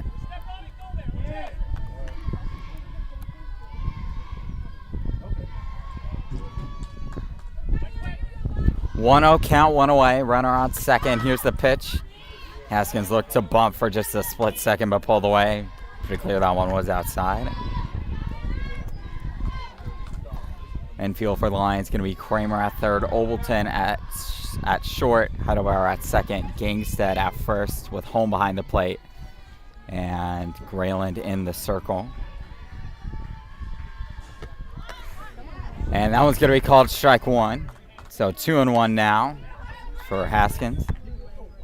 Outfield for the Lions going to be Long in left, McCarty in center, and Jelinek in right. 2-1 count, 1 away to the number 3 hitter, Haskins. Here's the pitch. Shows bunt. Not going to be able to make contact there. It's going to be called strike 2. Yeah, Jefferson looking to play small ball here early, just looking to advance that lead base runner with Kelsey Palmer at second. A lot of bunts being shown so far. Denlinger laying down a sac bunt, and now let's see if Hoskins will be able to execute the same thing here. On deck for the Jayhawks going to be the shortstop Robinson.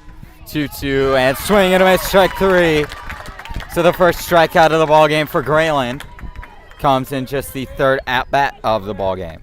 Yeah, and that was a great pitch by Grayland. Took a little bit off that one, and it tailed away from the zone and just whiffed there by Hoskins for the strikeout. Taylor Robinson going to get things rolling here at the 4 spot. Made a couple really nice plays at shortstop might not have gotten the out, but definitely prevented extra bases on a lot of those balls hit between the gap. Good frame by Holm there behind the plate. That pitch was borderline, but Holm managed to dart the glove in at the last second and get the call on that one to get Grayland ahead in this count 0-1. The 1-0 offering is going to be too far upstairs. Holm going to stare down the runner at second. Gets him to go back, and it's going to be 1-1 here with 2 away in the top of the first inning.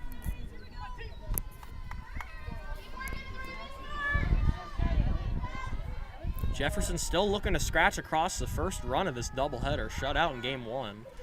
In a good spot here with the runner on second to score. That one's going to be swung at. Obleton at short, going to sling it to Gangstead at first for out number 3. So the Lions hold the Jayhawks scoreless for the 6th straight inning. We're scoreless heading into the bottom of the first.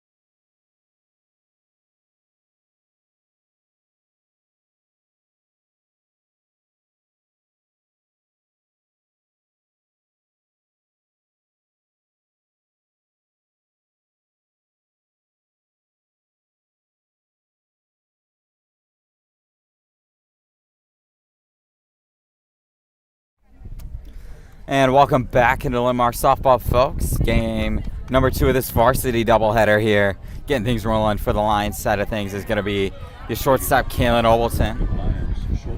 She just got a throw to first to get that final out of the inning.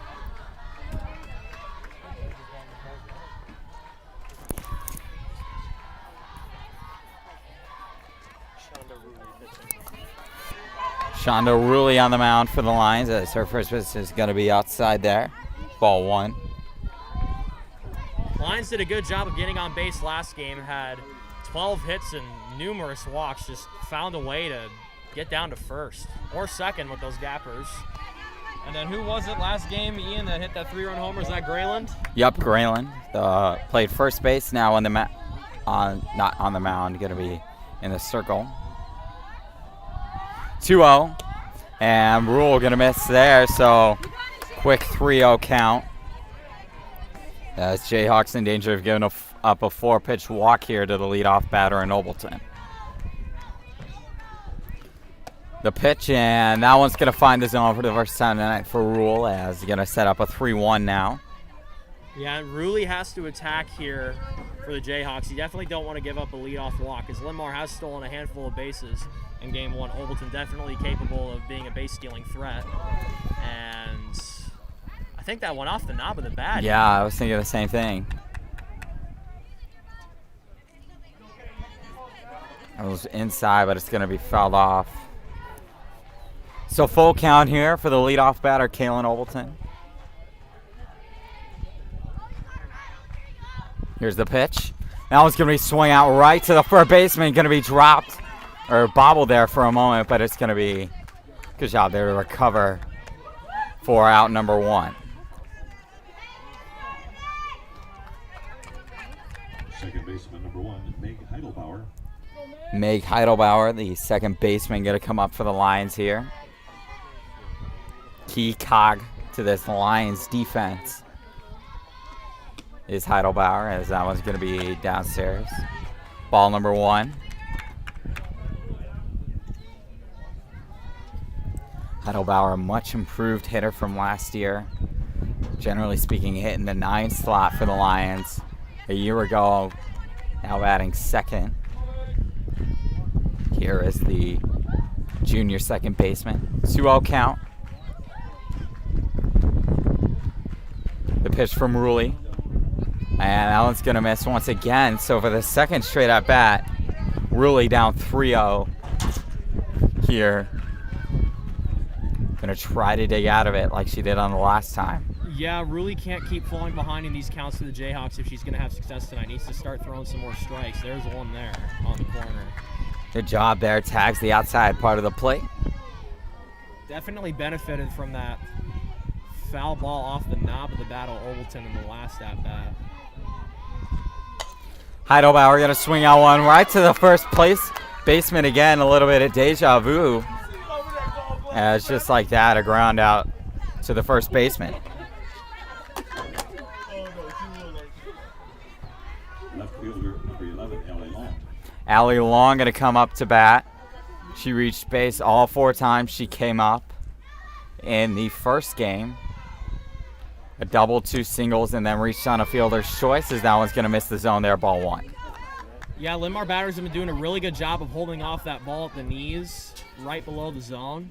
Another good take there from Long. 1-0 count, 2 away. And make it 2-0. Same thing again, ball at the knees. Good job not falling for that. That has been the key of a lot of good Linn-Mar at-bats tonight, holding off some of those close ones. Really trying to dig herself out of a 2-0 hole as she'll start to make the climb, as that one's going to be fouled off there by Long into the back stopper. Yeah, really can't keep falling behind 2-0, 3-0 if she's going to have success tonight. May get out of this first, but she's definitely benefited from some hard hit balls right to her first baseman. 2-1. She can keep it up. Long going to swing at it, and 3 go, ground first base, outs Ian. to the first baseman to end the first inning. Only in softball as we end inning number 1, still scoreless.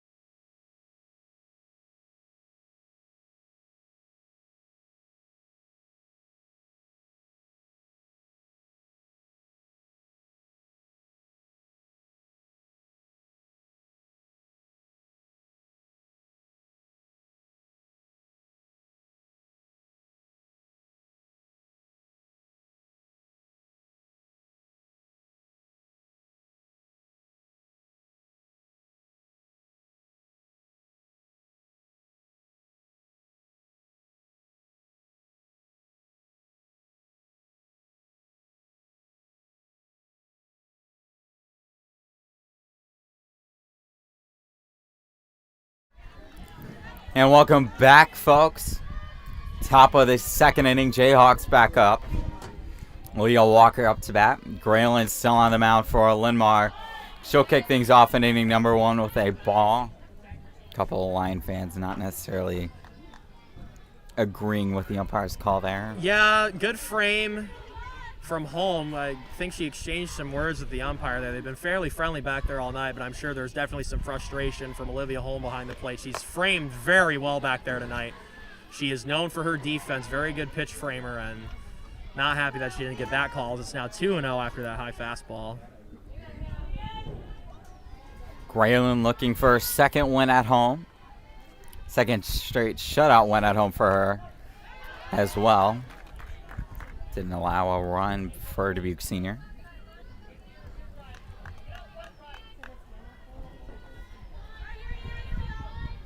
This is the third doubleheader for the varsity team at home this year. Swept both Senior Kennedy and one game one of the Jefferson game, as that one's going to be a ground out there for out number 1. The good throw by Obleton. Yes, absolutely. Obleton charged that ball through to first, textbook play. And there's one down here in the top of the seconds for Allie Kingus. Number 14, Allie Kingus. DP King is going to come up to bat here. 1 away. Here's the pitch. And good job there. Find the outside part of the plate by Grayland. Yep, and again, Holm framing that one on the corner. So good at that pitch framing right there.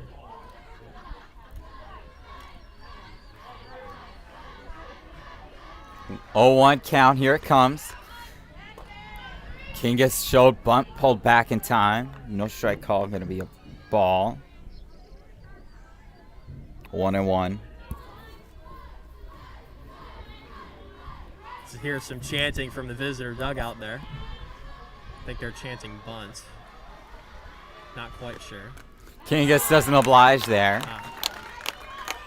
As it's going to be 1-2. That's swing and a miss. 1-2. Graylin looking for her second strikeout here, taking a look at that scouting report on her left arm. There you go. Decent off-speed pitch there. Stayed a little bit high. Graylin just going to smile that one off as it sets up a 2-2. Yeah, Beck in the last game for Linn-Mar tried to fool the hitters with a lot of those toward the outside of the zone pitches. Kingus going to hammer one into right center field, and now it's going to get past Jelinek. Mistimed her jump, and she may be down. Nah. Looks like she's up. Walking a little bit gingerly, maybe. I don't know. Looks like she's fine now.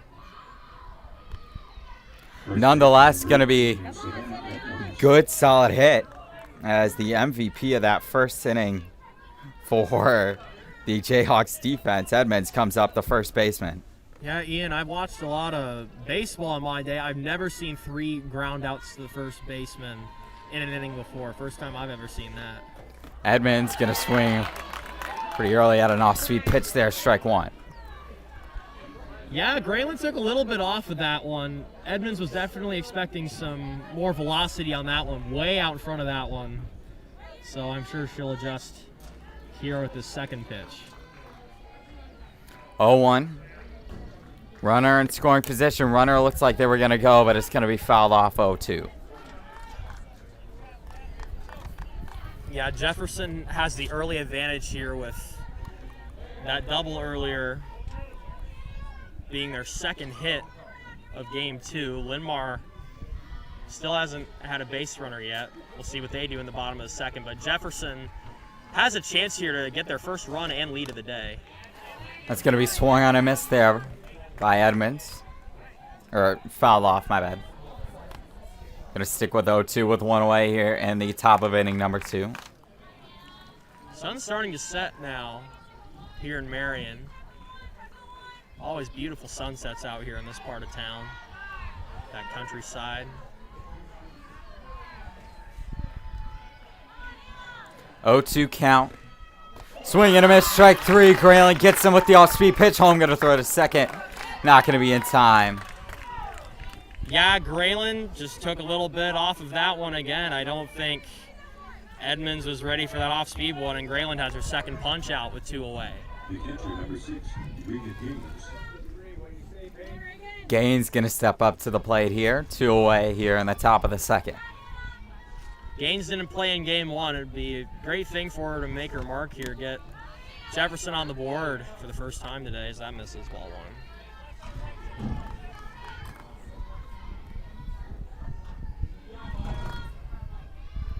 1-0 count with 2 down here in the top of the second in game number 2. Lions able to win 10-zip.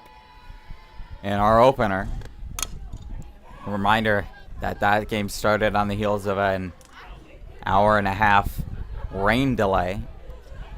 So that's why we're running sort of late tonight, but really. Still going faster than the softball games, or the baseball games, Ian. Yeah. I do baseball most of the time, and on Friday night, you guys were done with your doubleheader before we were done with game 1.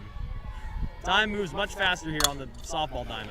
Speaking of fast, that's a quick ball that gets into Obleton, but it's not going to be able to be snagged, and there's runners on the corners now as we head towards the 9-hitter.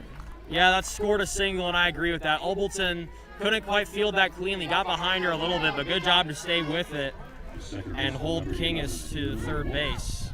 We'll see if Wolf, the 9-hitter, can scratch a run across for the Birds.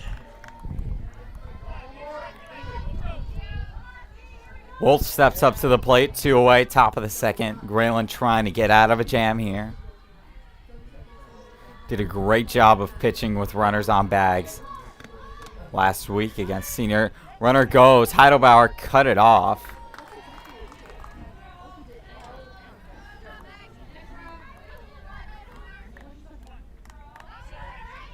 Gonna be a stolen base there. 0-1 count.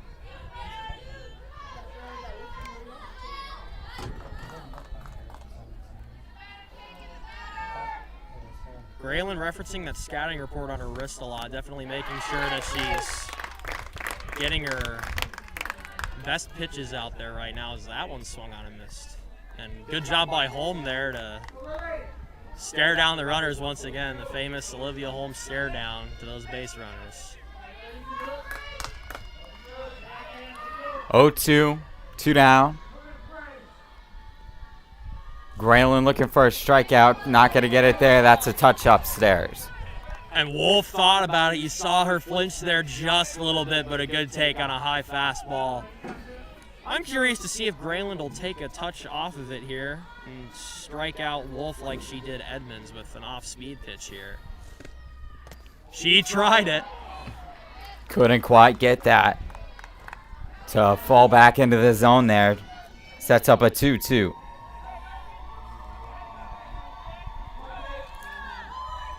Two balls, 2 strikes, 2 away here in the top of inning number 2. Outside ball 3 now, so a great job by Wolf to Wolf to battle back.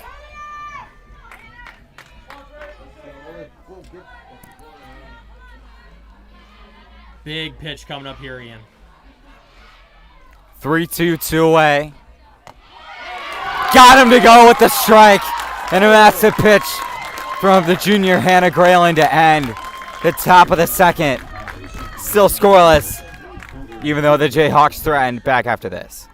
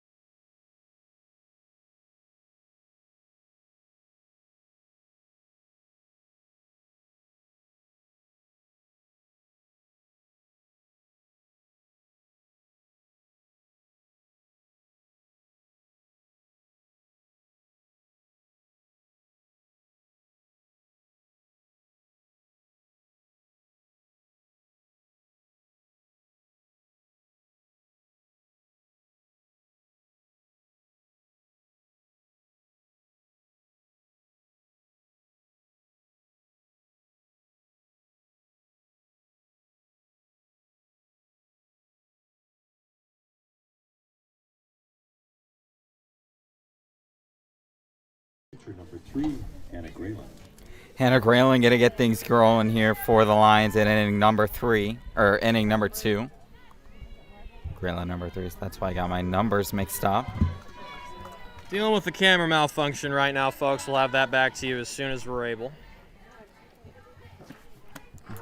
First pitch to Graylin is going to be outside and downstairs for ball 1.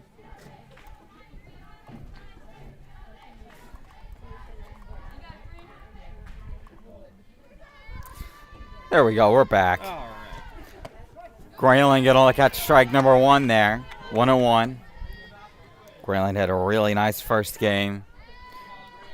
3-run, no doubter over the left field wall there.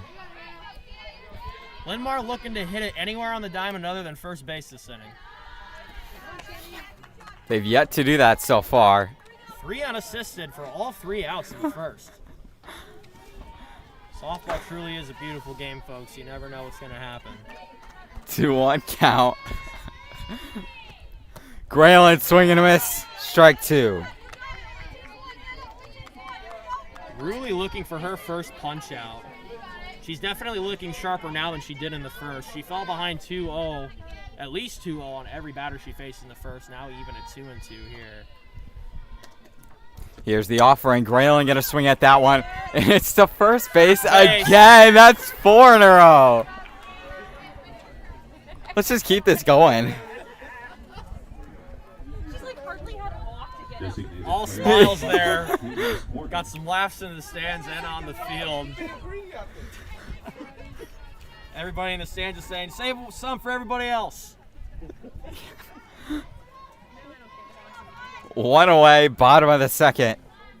Morgan up to bat. That one looks slightly different in the score column, though. F3 as opposed to 3 on assisted. But still the first base.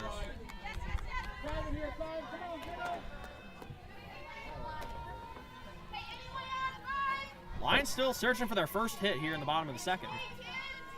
Here's the 1-0 to Morgan.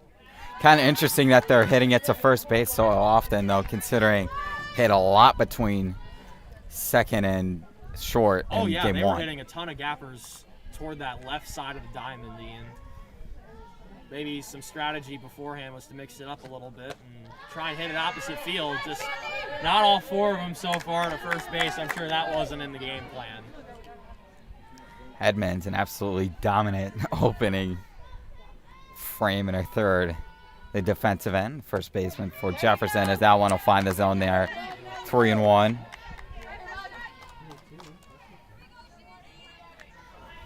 Morgan has been pretty much instant offense since coming on up to the varsity level. Just a freshman. Man. Speaking of instant offense, that one's gone in another one. Jeez, dog. Laser, left field, Lions lead. Got some happy fans here in Marion, folks. That's 4, baby.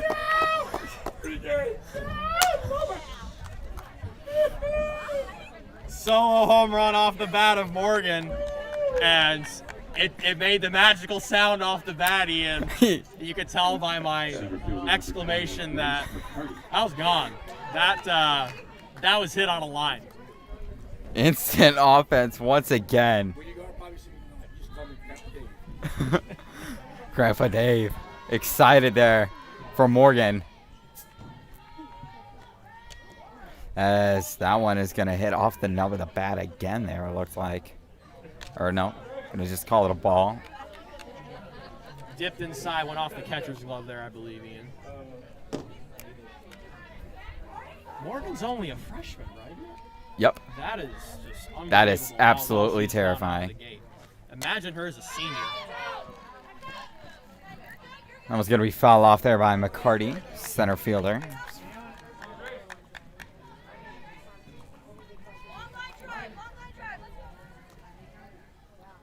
One away here, bottom of the second, lines up by 1, looking to add to it. Ruley the pitch. And that one's going to be low. Low for... Did he call that a strike? No, it looks good to me, but they call it a ball. Whatever floats your boat, I guess. 2-1 with 1 away here. McCarty going to swing out one. That one's going to get caught by the second baseman. And that one's going to be out number 2. And that was just a great play by the Jayhawk second baseman. Laid out and got that. Those middle infielders for Jefferson tonight have just been laying out their bodies to make plays. And another impressive out there by the Jayhawk infield. First out of the game, not a Not Edmonds to the- only. Not to the 3 on the diamond. Speaking of first baseman, Gank set up, and she's going to hit it almost to the first Almost baseman. to I got first excited baseman. there. As Gangstad going to get a single. And that's got to feel good for Gangstad. Her first action of the game as a starter, pinch hit in the first game. But Lions are stringing together a 2-out rally here. The solo homer from Morgan. And then Gangstad with the single into right field. So the first base wall is not impenetrable, Ian. Kramer up to bat with 1 away. Or 2 away. Going to set up a 1-0 count as that one fails to find the zone.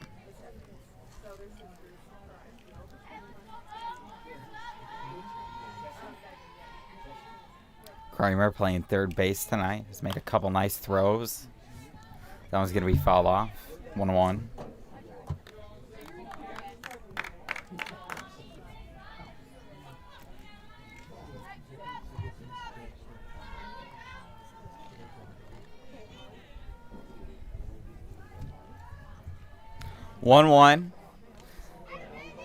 And they're going to say that she went, so it's going to set up a 1-2 now. Yeah, a bit of an awkward check swing there, Ian. That ball kind of tailed off toward the outer part of the zone, and Kramer just couldn't hold up in time.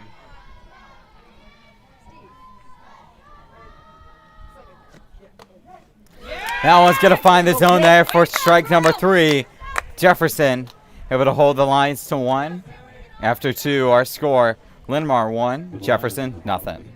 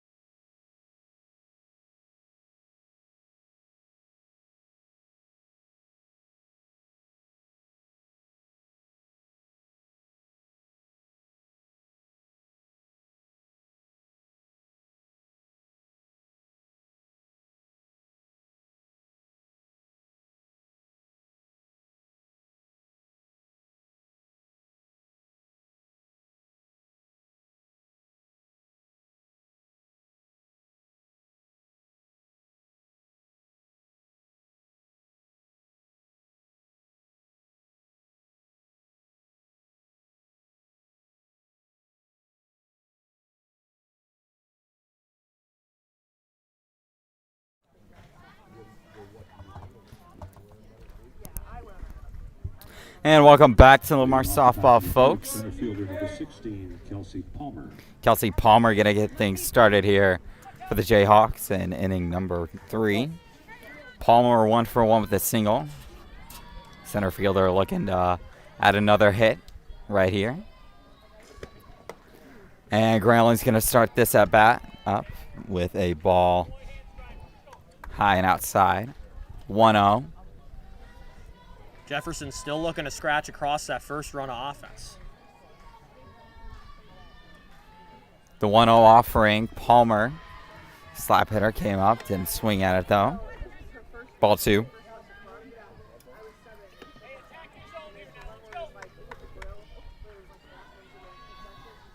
Two-0 count. Granlund looking to keep this game scoreless. Has allowed 3 hits. That one is going to be great play by Heidelbauer to get the out. What a jump there. Wow, what fantastic reaction time there. Heidelbauer with a web gem there for out number 1. Wow. Couldn't have drawn it up better.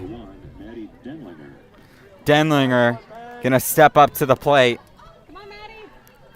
0 for 1. Did advance a runner, so was purpose to that ground out. Denlinger gonna swing out 1. Strike 1.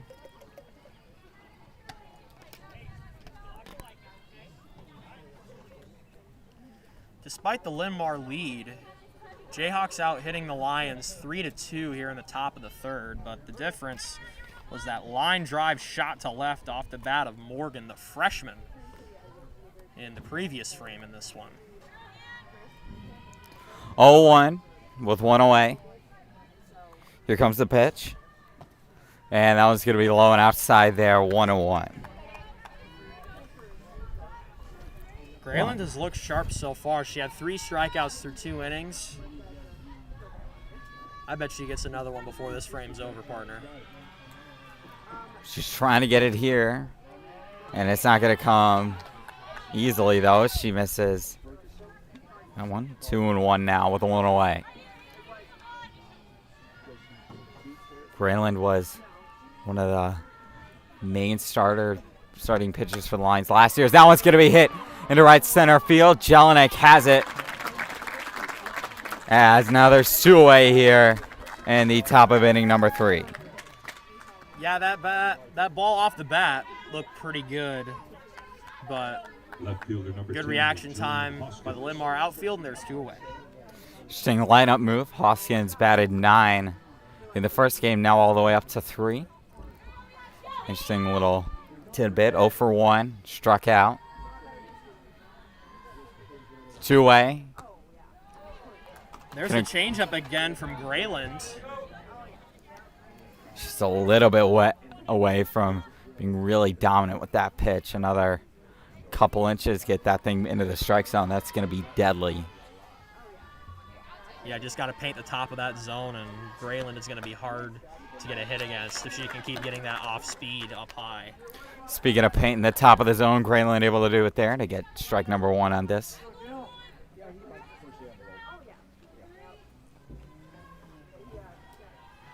One, 2 away. Top of the third. Lions trying to get through unscathed this inning. Hoskins going to pop that one up, and that's going to hit the roof of the line dugout. 1-2 now.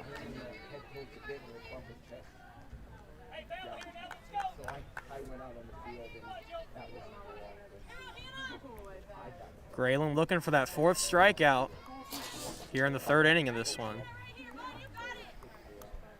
1-2 count. 2 away here to Hoskins, and that one's going to be outside. Ball 2 now. Looks like we've seen a lot of 2-2 counts. Yeah, Grayland definitely looking to try and paint the outside edges of the strike zone. See a lot of that from Linn-Mar pitching. You see Olivia Holm trying to frame a lot of pitches toward the outside of the zone behind the plate. 2-2, Hoskins gonna lean and hit that one. Heidelbauer gonna snag it, flip it to Gangstead at first for the 3rd out of the inning. So Linmar able to hold Jayhawks off the base path there as we head to the bottom of the 3rd. Line still clinging to a 1-point advantage.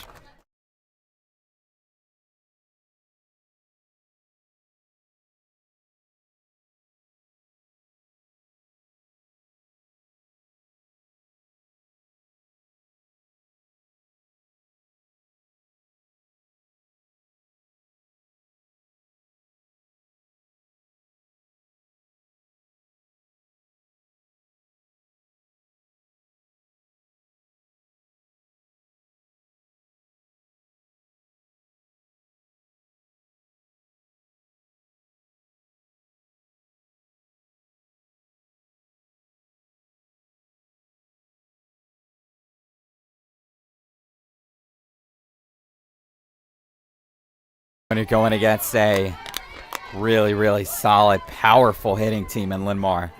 Yes, absolutely.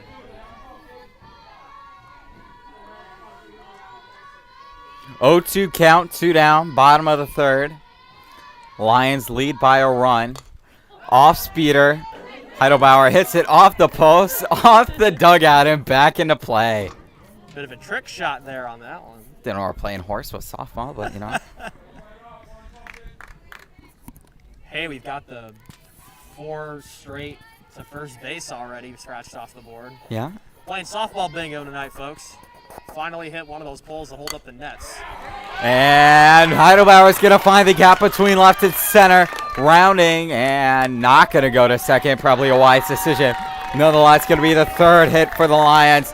And the runners on base here with 2 down in the bottom of the 3rd. Yeah, solid contact there from Heidelbauer over the head of the shortstop. And a good throw by the left fielder to get it in. Heidelbauer was about a 1/3 of the way to second and then decided to turn around after a good throw back into the infield.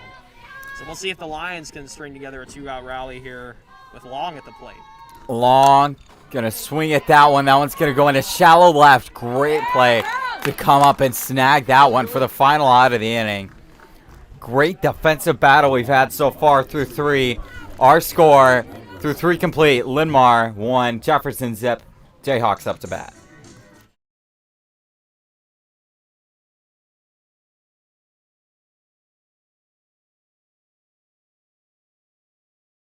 For Jefferson. Jayhawks looking to tie this ball game up, hopefully. Robinson has been tremendous And that shortstop position for the Jayhawks really all night long. And we have not seen a double play yet tonight, correct?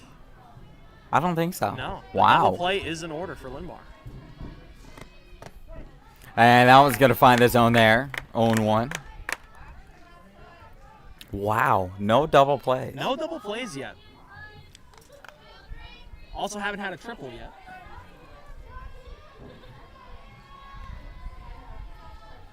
But of course we've had the 4 straight outs to first base. And only one pass ball, you know, And only as one one pass ball does. tonight. Good reaction time there from Olivia Holm behind the plate. That ball wouldn't have been called foul. She would have rifled that down to first with no trouble. Have we had a throw to first? Yeah, she threw one in the first game. Yeah. We've had a lot of home stare downs, though. Yeah. We scratched that one off the bingo card a while ago.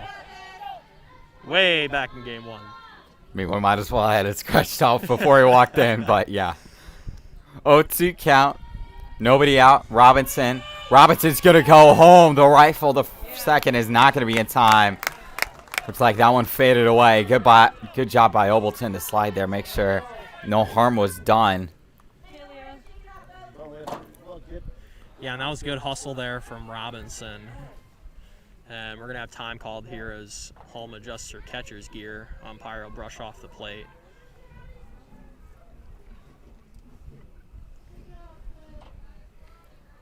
Beautiful night for some softball. Oh, absolutely. Little bit of wind. That rain system that came in with the rain really cooled things off nicely. Yeah, absolutely. It's been very, very humid here in Marion, Iowa the last 2 nights. And it was tonight too, but the rain definitely helped cool things down. And Ian and I had a nice fun catching the rain before this doubleheader started, so that helped cool us down. I've already called him out once, not going to do it again. Gang said, gonna...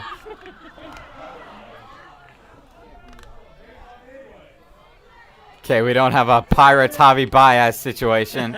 Did get the throw in time from Gangstead. Little nervous there, but Number 14, Allie Kingus. Kingus is going to come up to bat with one away and a runner just 60 feet away from home. Robinson with some speed, too, so I'd bet a significant amount of money that any ground ball is going to score her. It's important for Grayland to keep Kingus and get her a strikeout here. Grayland's had a strikeout every inning so far. So. Yeah, Holm is keeping a real close eye on Robinson over at third. Holm is the type of ball player to really just hunt down those base runners, especially after having a steal on her. So I would not be surprised if Holm stared down that runner every single pitch this at bat. Oh, for sure. 1-0 count, one away. Here to the DP Kingus. Here it comes. And there it goes. That one's going to be low for ball number 2. We've seen a lot of good bunts laid down by both of these teams. A squeeze play here is definitely a realistic option here.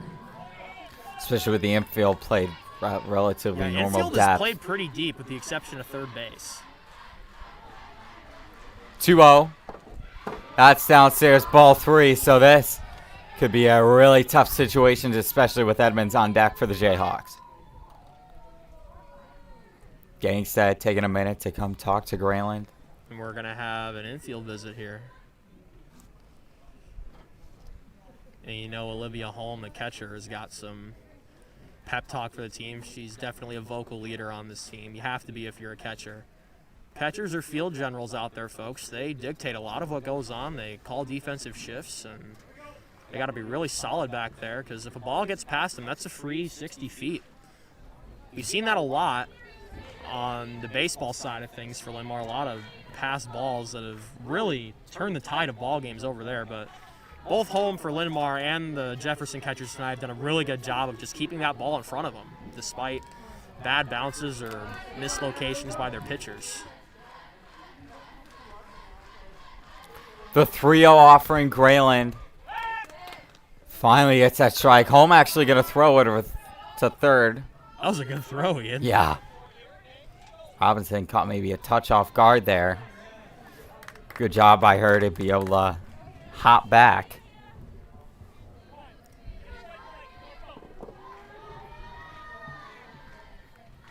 3-1 count, runner on third with one away. Big pitch coming up right here from Grayland. Bunt shown, going to be done. Throw to first is going to be wide, so that's going to score a run on the air. Rounding second is going to be Kingus. Kingus going to jog into third place. Big momentum swing as the Jayhawks knot this game up at 1 apiece. Softball's a crazy game, folks. A bunt to third base turns into a run, and 3 bases for Kingus. And Jefferson has their first run on the board in their 9th inning of play. And they could lead this game with a base hit. And I thought the umpires are going to discuss here, but fans calling for interference there, and I can see why. There was definitely some bodies jumbled between third and home plate there. 1-1 count. I don't know enough about the rules of interference to comment intelligently on that. So, well, I personally haven't seen it very much right now, partner, but usually if a ball player is interfered with anything, if the body of an opposing player hinders their action of doing something, whether that's... Oh my goodness, what a throw from home! Oh my! Going to home with an absolute rocket to third, 2 away. And Jefferson's going to have to work a lot harder. fantastic job there. Oh my word, what a throw from home. Maybe a bit of a ball don't lie situation there from the catcher home. I wish we had a radar gun on that one. Yeah. That one zipped down to third. Put her in the 1. Fantastic game. Don't even think about moving.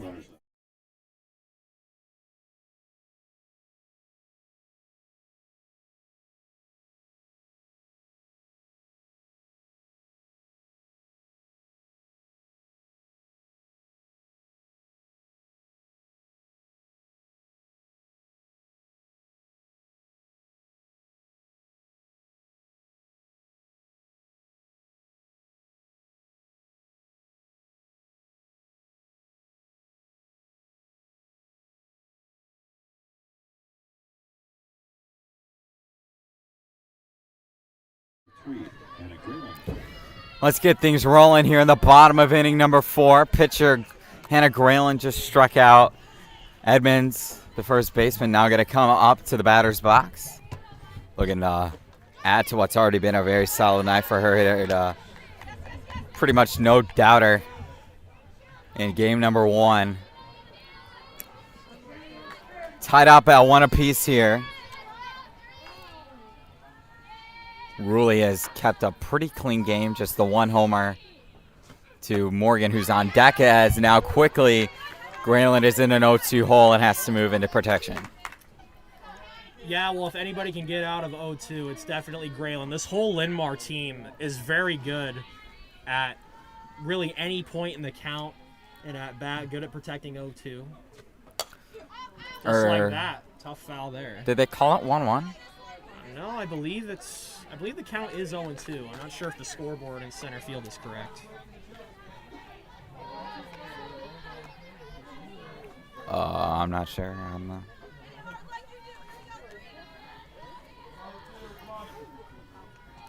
Oh, 2 or 1-2. Regardless, Grayland in some trouble here. Now it's going to be 1-2.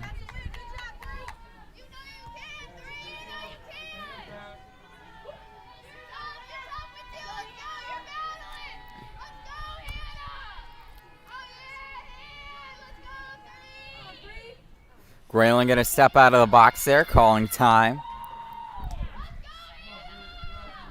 Despite giving up the lead, that Linn-Mar bench is very vocal Yeah. to start this inning. They're definitely fired up after that home pickoff at third. Home is the one doing the most screaming there in the dugout. And there's a strikeout. That's a big play for Ruley to take a little bit of that momentum back. Oh, yeah. And here comes Kaylee Morgan, the home run machine, looking for lucky number 5 here in the bottom of the 4th with 1 away. There's nobody in this ballpark rooting for a home run other than her grandpa Dave, just 2 rows in front of us. That was who you saw dancing on camera earlier, folks. Just thought you should know. First pitch to Morgan is going to be upstairs and inside.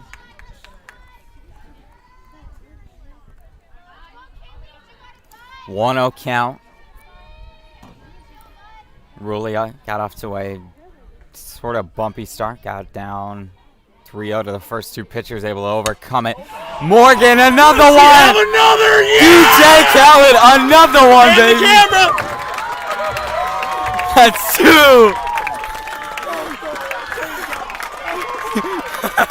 Don't throw in a changeup. Truer words were never spoken. Instant offense. 2-1 off the bat of Morgan. Jeez, dog. I don't Man, even. she loves those drives to left. Oh my word. I don't even know what to say at this point. Yeah, man. Whew. You think she's gotten any college offers yet with how many homers she's hit? Oh, she as a better. freshman?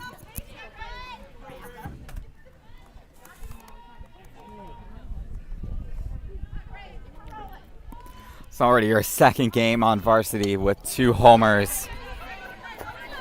Just Yeah, it doesn't really matter what level you're on. If you hit 2 dingers in a game, that's a good night for you. yeah, you're doing pretty good. Yeah. You're not going to get many complaints from your coach if you keep hitting home runs. Unless you don't step on first base like Brian Hayes did in the majors the other night. And speaking of stepping on the base, Edmonds able to step on the base there to get out number 2.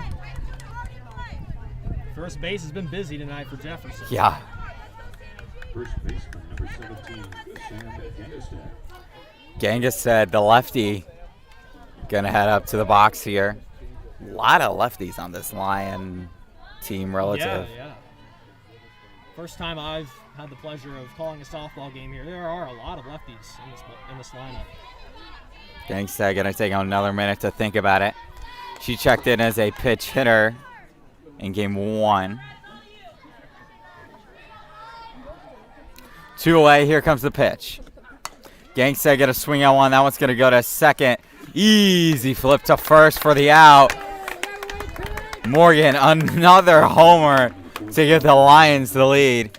Linn-Mar up 2-1 after 4. Back in a moment.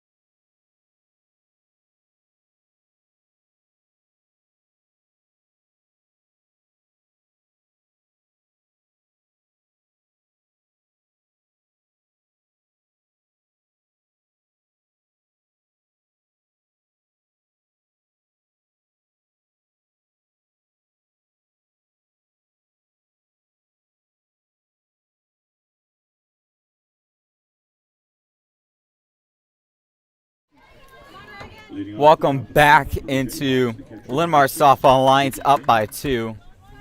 Top of the 5th inning. Gonna things going here is gonna be Walker.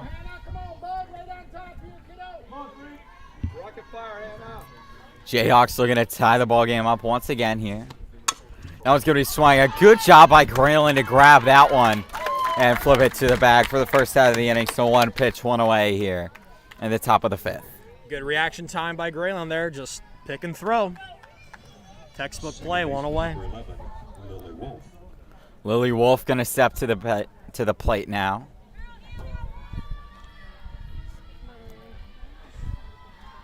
At Linn-Mar infield, still playing pretty far back. That one's gonna get through the gap, right over second base. As Wolf gonna jog into first base there with a single. Same distance. But yeah, Wolf definitely took some notes from Gaines, the batter before. Just hit it a little bit over the glove of Graylin that time. That's into center fields, and Jefferson now leads the hit column once again, 5-4.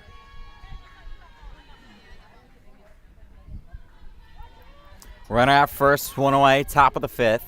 Jayhawks trying to tie that bunt. Good job by Grayling to throw that one outside. Home. Good little stare down to the runner at first. And we're going to have time here called by the third base coach. We might have a pinch runner here. Is the Not next quite batter sure. a pitch hitter, though? Or nope, Yes, you're right. we are going to have a pinch runner. It's going to be number 3, not... We'll get an announcement in just a sec, folks. Now running at first base, number 3, Ainsley Ruley. Ainsley Ruley going to check into the ball game now. The pitcher getting a chance to stretch her legs. It's not the pitcher, it's her sister. Oh, Oh, different Ruley.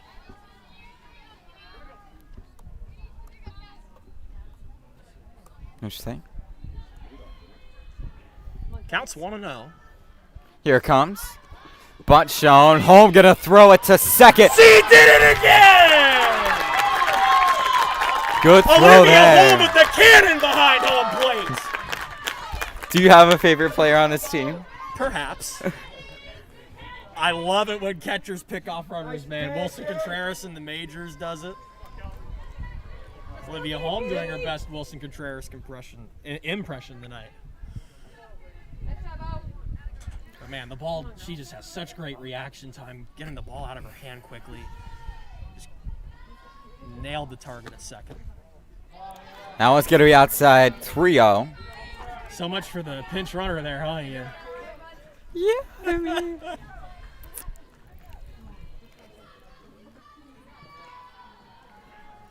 3-0 count with 2A. Give him a strike there. Now it's 3-1. Both pitchers having to battle back from getting down in the count early. Both have done a pretty solid job. Yeah, it's only a 2-1 ball game despite a lot of friendly hitters counts in this ball game. That one's going to be swung at, and McCarty overran it there. So an error going to be assessed there to the center fielder, I'm sure. Yes, it is. E8. That ball definitely came out of the bat funky. It looked like it was going to drop earlier than it did, and it just threw off the Linn-Mar center fielder, and that will be error number 2 on the Lions. 2-away here. Top of the 5th inning. Game tying runner. Just 90 feet away. Or no, I can't math. 180 feet away. I can math. Okay. You don't have to math, Ian. It's June. We're out of school. I have a calculator for a reason. 0-1 count. And that one will find the zone there. 0-2, and the Lions are just one pitch away from getting out of a jam. Good framing in this at-bat by Holm behind the plate. Graylin looking for her 5th strikeout here in inning number 5, taking another look at that scouting report on her left wrist. That one's going to be upstairs. Holm. Holmes looking for the hat trick behind first base. Playing a bingo card of her own. She's picked off a runner at third, a runner at second. Now all she needs is the runner at first.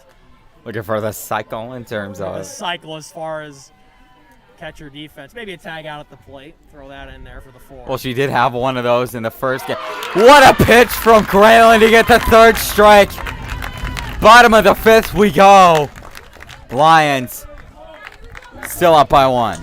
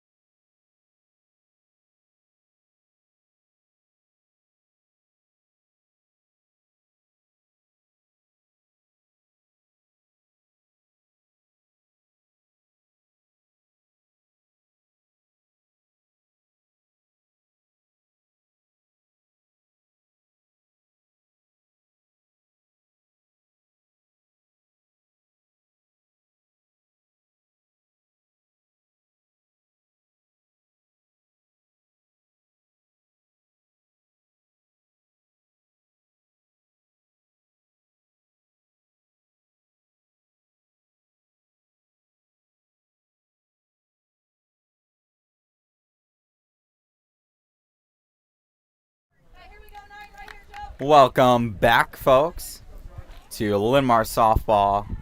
Lines up 2-1. Jordan Beck gonna hop back into the game. And that's an encouraging sign to see with her taking that hit by pitch in the first game. I'm sure it'll just be the one and done appearance here. Stepping in for the third baseman, Kramer. Once again, 19 for the Jayhawks heading into the bullpen. Ruli's done a pretty solid job, though. Yes, she has. This Linn-Mar lineup is very hard to stop. She stopped everybody except Morgan, who's homered off of her twice, but that's really nothing to bat your lashes at. And we're about set to get things going here in the bottom of the fifth. Lines being out hit currently, as that one's going to be slapped foul there.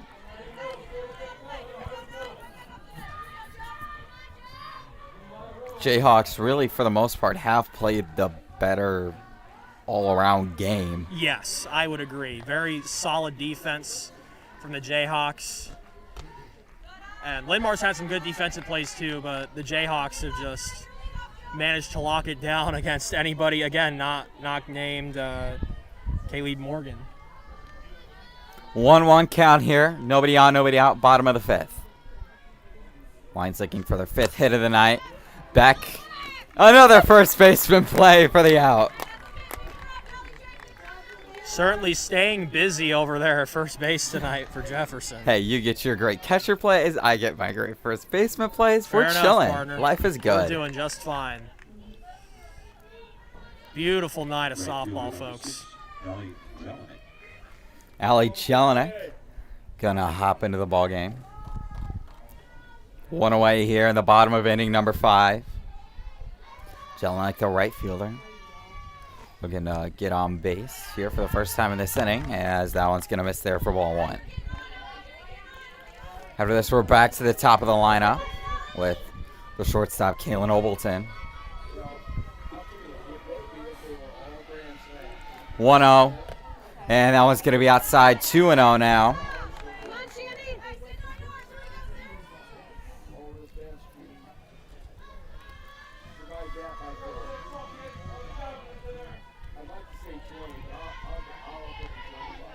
Here's the 2-0. Oh! And that one's going to hit her pretty square in the thigh there, as she'll take the base. Yeah, and she turned into that one too. That is going to hurt in the morning, folks. Ouch. Yeah, that'll leave a bruise there. Hey, 60 feet is 60 feet. Yeah.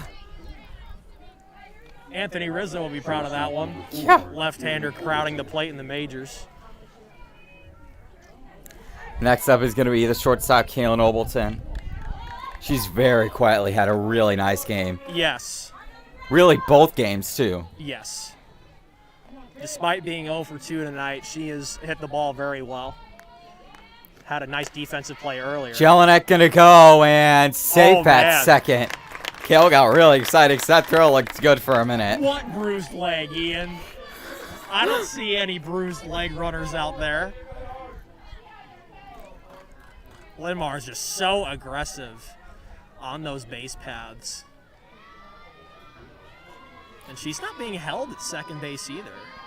1-0. And make it 2-0. Or, no, I can't. 1-1. That was great English. I can't just cut out. Brain just shut down for a minute there. It happens. Happens to the best of us. Speaking of shutdown, really looking to shut down this line's attack. And that ground out's certainly going to help as she flips it to first. Runner going to move to third, however. As Heidelbauer going to step up to the plate now for the Lions. Second baseman number 1, Meg Heidelbauer.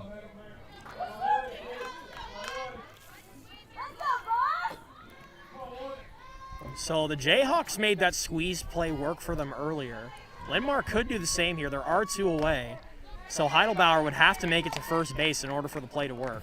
Heidelbauer is one of 2 lines that laid down absolutely perfect bunts in that first game, though. Yes, some masterful bunting there by Linn-Mar. And Jefferson has done a good job bunting on their end as well. Not making it easy for the defense. Heidelbauer going to say, yeah, no bunt, but the second baseman says, okay, I'll take the out either way. She snags it. Tracking into right center field as we in the bottom of the 5th. Tremendous ball game, folks. Linn-Mar 2, Jefferson 1. You're already not going anywhere, so I don't have to tell you. Back after this.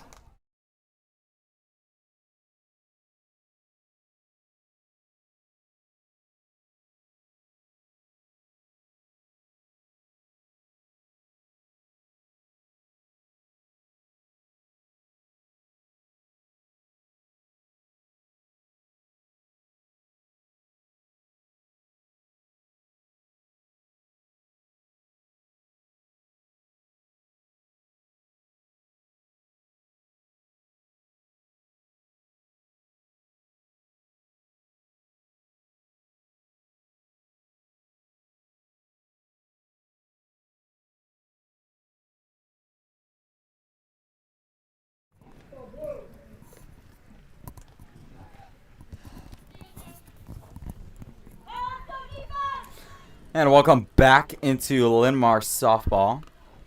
About to get things rolling here in the top of the 6th. Tremendous ball game here. Off the top of the 6th inning, left fielder number 10, Julian Hoskins. The left fielder Hoskins going to get things rolling. Probably the best game we've seen all year from this Linn-Mar softball squad. Swing and a miss on strike number 1 there. And there you see Graylin taking off a little bit of that velocity to fool those Jefferson hitters. She's gotten a lot of swings and misses on that changeup tonight. On deck for the Jayhawks is going to be the shortstop Robinson. Meanwhile, the left fielder Hoskins is going to fall down 0-2. I don't know about that one, but Hey, you got Olivia Holm framing pitches back there. Yeah. That one didn't surprise me. in case you haven't noticed, Kale does definitely have a favorite player. Hey, I just like catcher play, man. And hey, if you pick off 2 runners in 2 innings, you are going to be my favorite player. Just throwing it out there. On this level, absolutely. 1-2 count. Hoskins, the leadoff batter for this Jayhawk attack in the top of the 6th. Looking to get things rolling. Potentially tie the ball game up in this penultimate inning, as that one's going to be outside, ball 2. Yeah, Graylin tried to go off speed with that, but when she has missed that off speed pitch, it has been up. That's where you want to miss on those off speed ones, or else it could get away from the catcher or even fall in a spot where the hitter can get it. And that one's going to be outside, ball 3. A little heat on that one, but the batter doesn't bite. Linn-Mar dugout seemed pretty convinced that they got that strikeout. They started yelling after that pitch and then didn't get the call and went silent. Full count here. Very quietly, a very important pitch right here. Haskins to Obleton. The gang set for the out. And there's Obleton with another nice play at shortstop. Just side shuffling over, eye on the ball, and a good quick throw to first for a good first out. Robinson going to step into the box. Robinson. 1 away here in the top of inning number 6. You can definitely feel the nervous energy in this park, folks. This game is going to go right down to the wire all the way to the finish. It's a little bit too early to start thinking extras, but I definitely would not complain. Oh, absolutely. Who needs sleep when you got softball? Don't have another game till Monday here as Robinson, a moonshot. That might be gone. Hasta la vista, baby. Robinson. We got a 3rd homer of the night here. As Robinson going to take that 1 yard. And we got a tie ball game, folks, with 1 away in the top of inning number 6. Yeah, and that ball, it hung up there for a little bit. I wasn't quite sure it was going to get out, but it just kept hanging and hanging. And then when outfielders drop their gloves like that, that's how you know it's gone. So 3 out of the 4 runs of this ball game have been on home runs. Believe so. Only exception, I think Robinson scored the run for Jefferson, if I'm not mistaken. I believe you're right, partner. Walker up to bat now. We're going to follow up the solo dinger from Robinson. She's going to get that one. But a nice job by Kramer, who just checked back in after back pitch hit to get the out.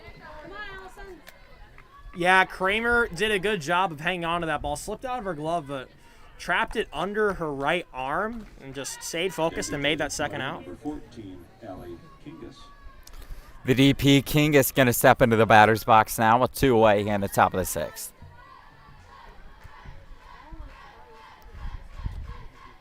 Grayland. That one's going to be outside, ball 1. And Kingus was the one that laid down that squeeze play that resulted in that crucial error that not only scored a run but got her all the way to third. 1-0 count. 2 down. Raylan looking for another strikeout. Little bit downstairs. Therefore, ball 2. Seems like a position Graylan might go off speed here.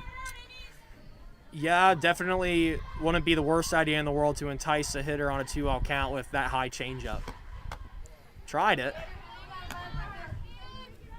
3-0 now for the DP Kingus. Graylan getting some words of encouragement there from Gangastad, the first baseman. The 3-0. And Kingus says she'll take the base after 4 pitches. Gets the walk. Nice voice crack. It's late, my dude. We're probably going to have another pinch runner here, folks. Third base coach at Jefferson is talking to the umpire. This is going to be a pinch hitter. So after striking out twice, Savannah Edmonds will be out of the game for the Jayhawks. We'll see who this is in just a moment.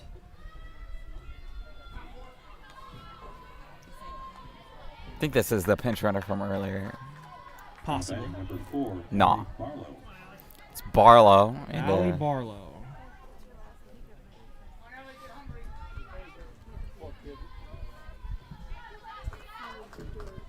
Two away here in the top of the 6th. Barlow going to swing at one, pop it sky high. Obleton able to track it. Good job there to get that final out of the inning. So we head to the bottom of the 6th. We got a great one, folks. 2-2. Lions, Jayhawks locked in a tight one. Back after this.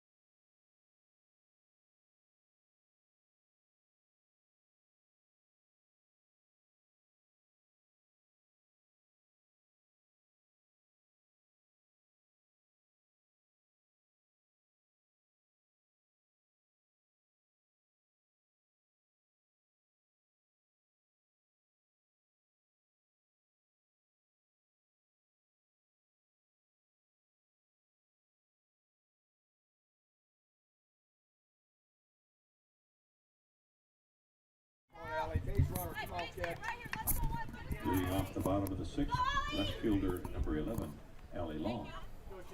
Welcome back into Linn-Mar softball, also known as Kaylee Morgan's world. We're all just living in it. She is due up for the lines in this inning. Going to be Long, then Grayland, then Morgan. Really still on the mound here for the Jayhawks. I feel like we said it a couple times, but besides the 2 home runs, really has pitched a really, really nice game. Oh, absolutely. With the exclusion of Morgan, Rulli has only allowed 2 hits to everybody else on that Linn-Mar lineup. 0-1 count here to Long. Long had a pretty dominant first game. Reached base on all 4 at-bats. Looking to get things rolling in a positive direction here in the bottom of the 6th. We're down to crunch time here in Marion, Iowa. swung on. Going to go to third. Good job by Walker to throw it to first. Edmonds just checks back in and is going to snag that for out number 1. As now the power hitter extraordinaire Hannah Grayling going to step into the box, also pitching tonight. Grayling did hit that 3-run homer in game 1 to left field.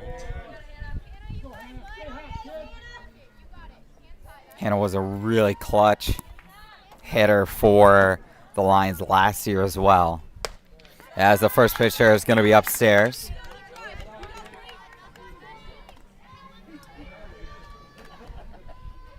Graylin's still looking for her first hit of this ball game.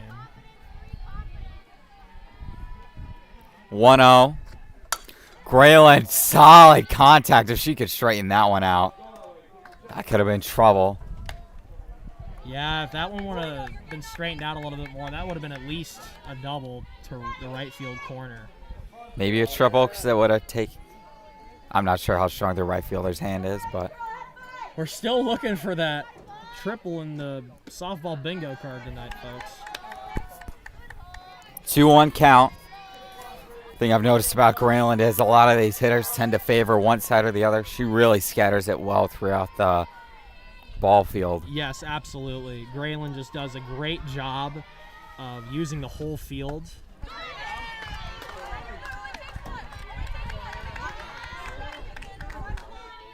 Due up is Morgan.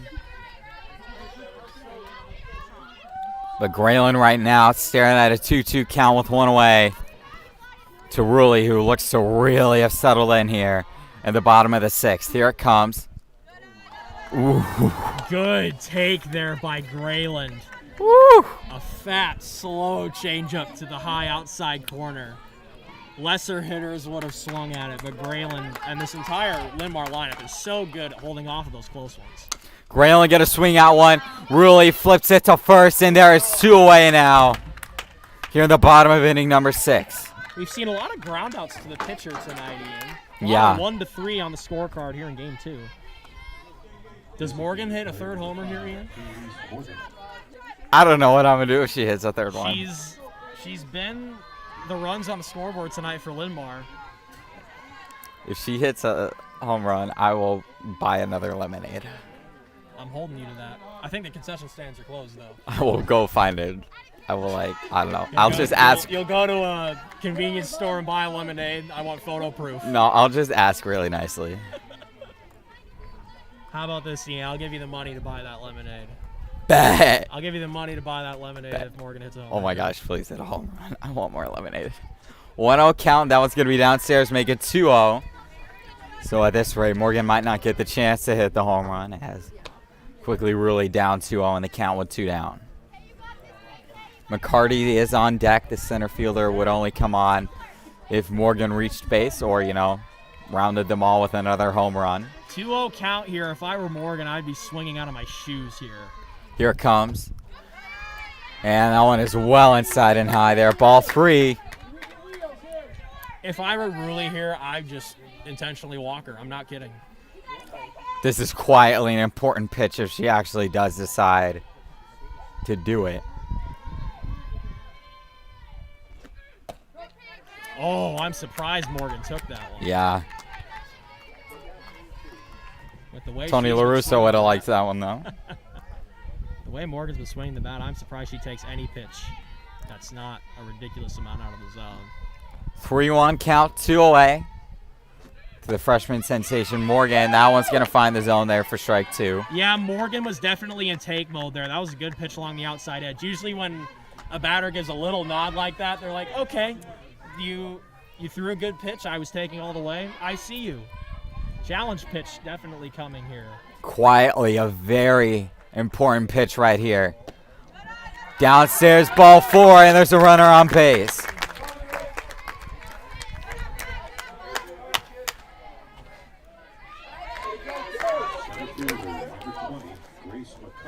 McCarty going to step into the box now.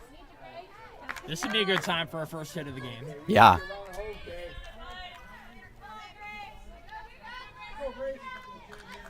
McCarty, really an important hitter on this team last year. Came in a bunch of tough situations as a pinch hitter. then started to take over that starting good job. flip. Good flip by the second baseman to Robinson to get that final out as we head to the final inning. Maybe. Hopefully not, but you know. Top of the 7th we go, 2-2. Back in a minute.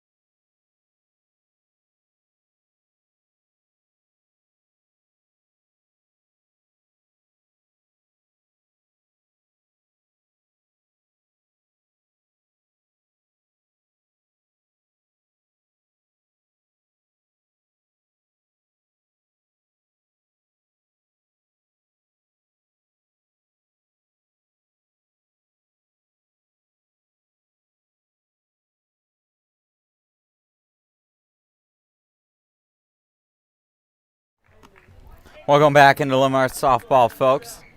Gaines, the catcher, going to start things off for the Jayhawk offense here in the top of inning number 7. So still a tie ball game. Kale, what do you want to see from both sides here in this potentially final inning? Just the mentality to win, Ian. We have seen it all night. Both of these teams, they've been playing very smart softball. Pitchers have been throwing good pitches toward the outer edges of the zone, and when they have slightly missed, hitters have been keen to notice when it's slightly out of the zone, and then defense on both sides has just been phenomenal. The middle infield especially for the Jayhawks, and then Olivia Holm and Caitlin Ogleton for Linn-Mar just highlight some of the better plays. That one's going to be swung on by Wolf, but foul. Already one away here. Grayland has pitched a pretty solid game so far.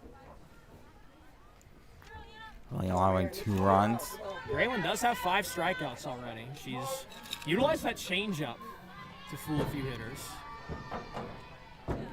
0-1 count with 1 away to the 9-batter Wolf. That one's going to be swung at. Grayland going to shuffle over to get it. Gangstead snags it up first, and there's 2 away here. Another 1-3, Ian. That's the second 1-3 that Gaines has grounded into tonight. Center fielder number 16, Kelsey Palmer. Next up is Palmer. Center fielders had a really nice game, both at the plate and in the field tonight. Yeah, Palmer's made some nice catches out there in center field and benefited from an E8 earlier. Has she reached base every time she's been up? Single, 4-3. Wow. So her second at bat, she grounded out to second. Then benefited from an E8 in her last at bat. The 1-0. And that one's going to be upstairs, ball 2. Palmer, the slap hitter, looking to give the Jayhawks a little bit of hope. Move that potentially game-winning runner just 60 feet closer. Can she do it here on the 2-0? No, that one's going to stay outside. Or no, they're going to call that one a strike, actually. 2-1.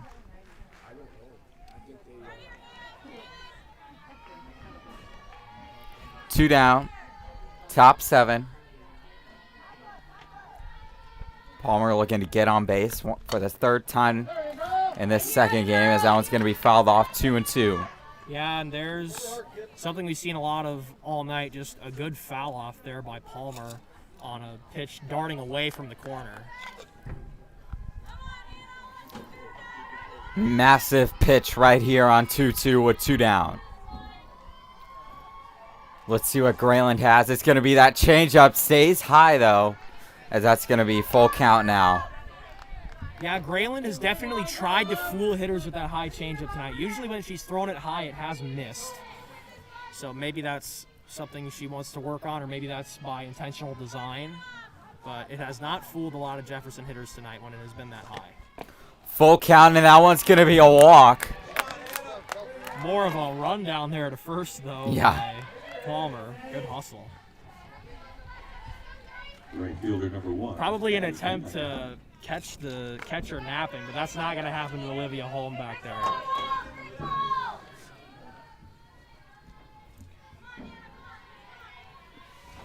Big couple of at-bats here. Game leading run at first. That one's going to be swung at that. It could be trouble. Palmer going to go for home. Obleton. Holm not going to get there, but makes the play at third. Out at third. To get the out. So Jefferson takes the lead on a chaotic play. But so it's all going to come down to the final half inning. Jayhawks up by 1. First time Linn-Mar's trail at home. Let's see how they respond in the bottom of the 7th when we come back.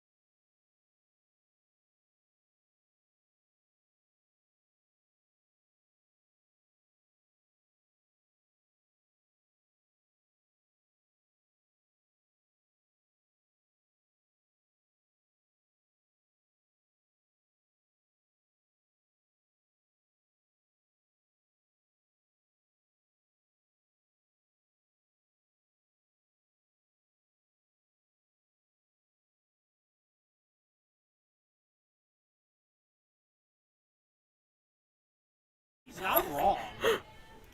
Welcome back into Linn-Mar softball. It's fairly trash talking the bleachers, Just you know? some friendly banter between some Jefferson fans in front of us. They've been very courteous all night. Parents of Kelsey Palmer in front of us. Very gracious Jefferson fans here tonight. Yeah, for sure. That's another thing I love about this job, Ian. We have a lot of visiting parents that are just very, very nice here at this ballpark, and the Palmer parents are no exception.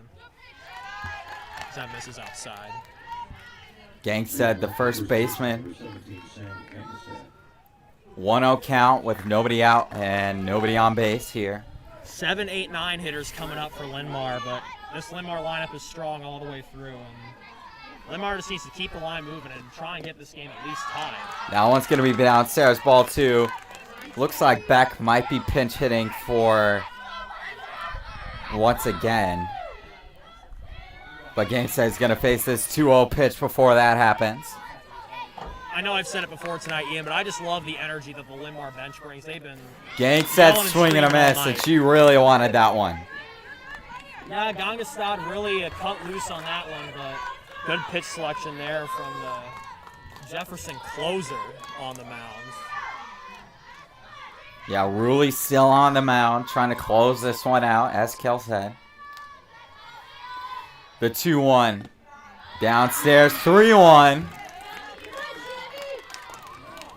Gangstead a little nod of confidence over to Coach Murray. Getting ready for this 3-1 pitch.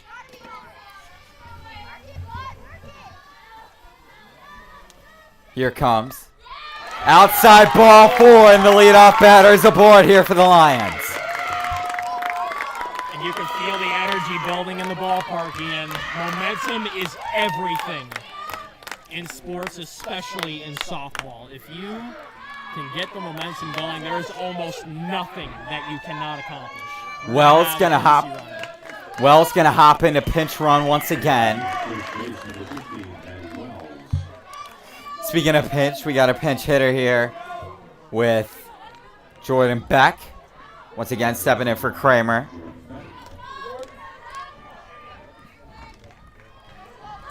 That could create an interesting situation if we do go to extras, because Kramer's already subbed out once. Cannot come in again at third base, so be interesting to see what lineup shifts they make. First pitch to Beck. Wells, decent sized leadoff there, but doesn't go. And Wells kind of stared down the catcher there as if Yeah. to say, I dare you to throw to me. I dare you to do your Olivia Holm impression and throw down to first. We've talked about Holm a lot. Jefferson's catcher has done very, very comparable job behind the plate tonight. Big swing there by Beck. On deck, Heat there. yeah. On deck is going to be Jelinek, and in the hole is going to be the leadoff batter, Kalen Obleton. 0-2 offering. That one's going to be swung out by Beck. Wells is going to get to second pretty easily. Good job there to step on the bag to get the out. And that is not a bad thing for Linn-Mar. They now have a runner in scoring position. A ball in the gap ties this game, partner. Jelinek. Said you wanted extra innings earlier. It could happen here. Let's get it, baby. Jelinek, the right fielder. Coming up to bat. Infield playing in, so be sure to watch that if it's a hard hit ball. Here's the pitch. And that one's going to get down for ball one. Obleton on deck. I'm surprised that the middle infielders are playing in this much. Because if that ball is lifted high enough past that second baseman, that's a bloop single. Wells could score on that if it's hit in the right spot. They're going to call that one a strike.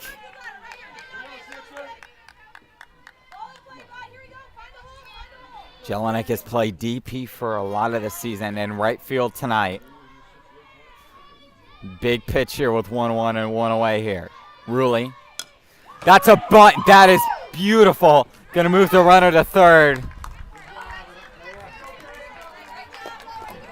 It all comes down to this, folks. Obleton up to bat. Great hustle by Wells there to make it to third. And this is when legends are made, Ian. In situations like this, Obleton has done the job on defense tonight.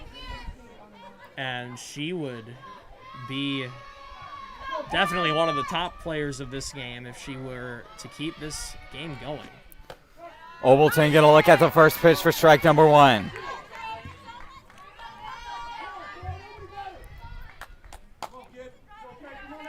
Oh, 1 count here. You can feel the tension rising in this ballpark, Ian.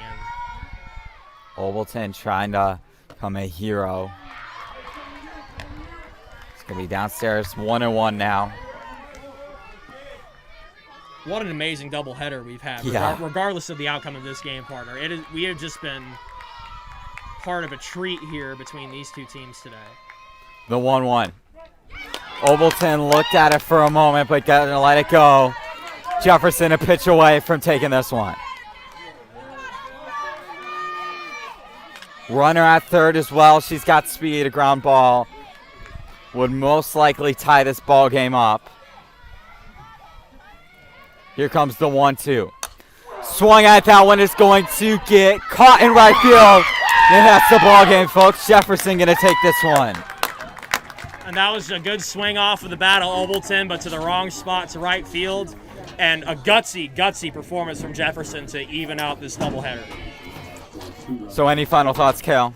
Just fantastic ball game for both sides. And I think the real winner tonight is the fact that we shed some light on strikeout cancer. I love the uniforms from Linn-Mar tonight. Love the pink. I hope that's a thing that they do every year. I haven't been at this softball field very much, folks, but just an awesome first pitch moment tonight by the Adams family. And I'm glad that we had them in the park tonight. But, man, just what – it is double headers like this, Ian, that remind me why I love the game of baseball and softball so much. Because it's just – it's two sides doing whatever they can to just win the game. And both benches were on their feet. They were cheering. Both of these teams have team mentality. You know, next girl up. Just do your job, and it was just such a fun ball game. And despite that blowout, that first game, Jefferson played their hearts out during that first game, despite losing 10-0, and then just clutch play late by the Jefferson offense to get a run across, and then they stranded that tying run 60 feet away to end the game. That's going to do it for this one. I'm Ian McKinney for Kale Sleazer and the camera, because I don't know why I said and. Join us again next week and have a fantastically fun Friday, everybody.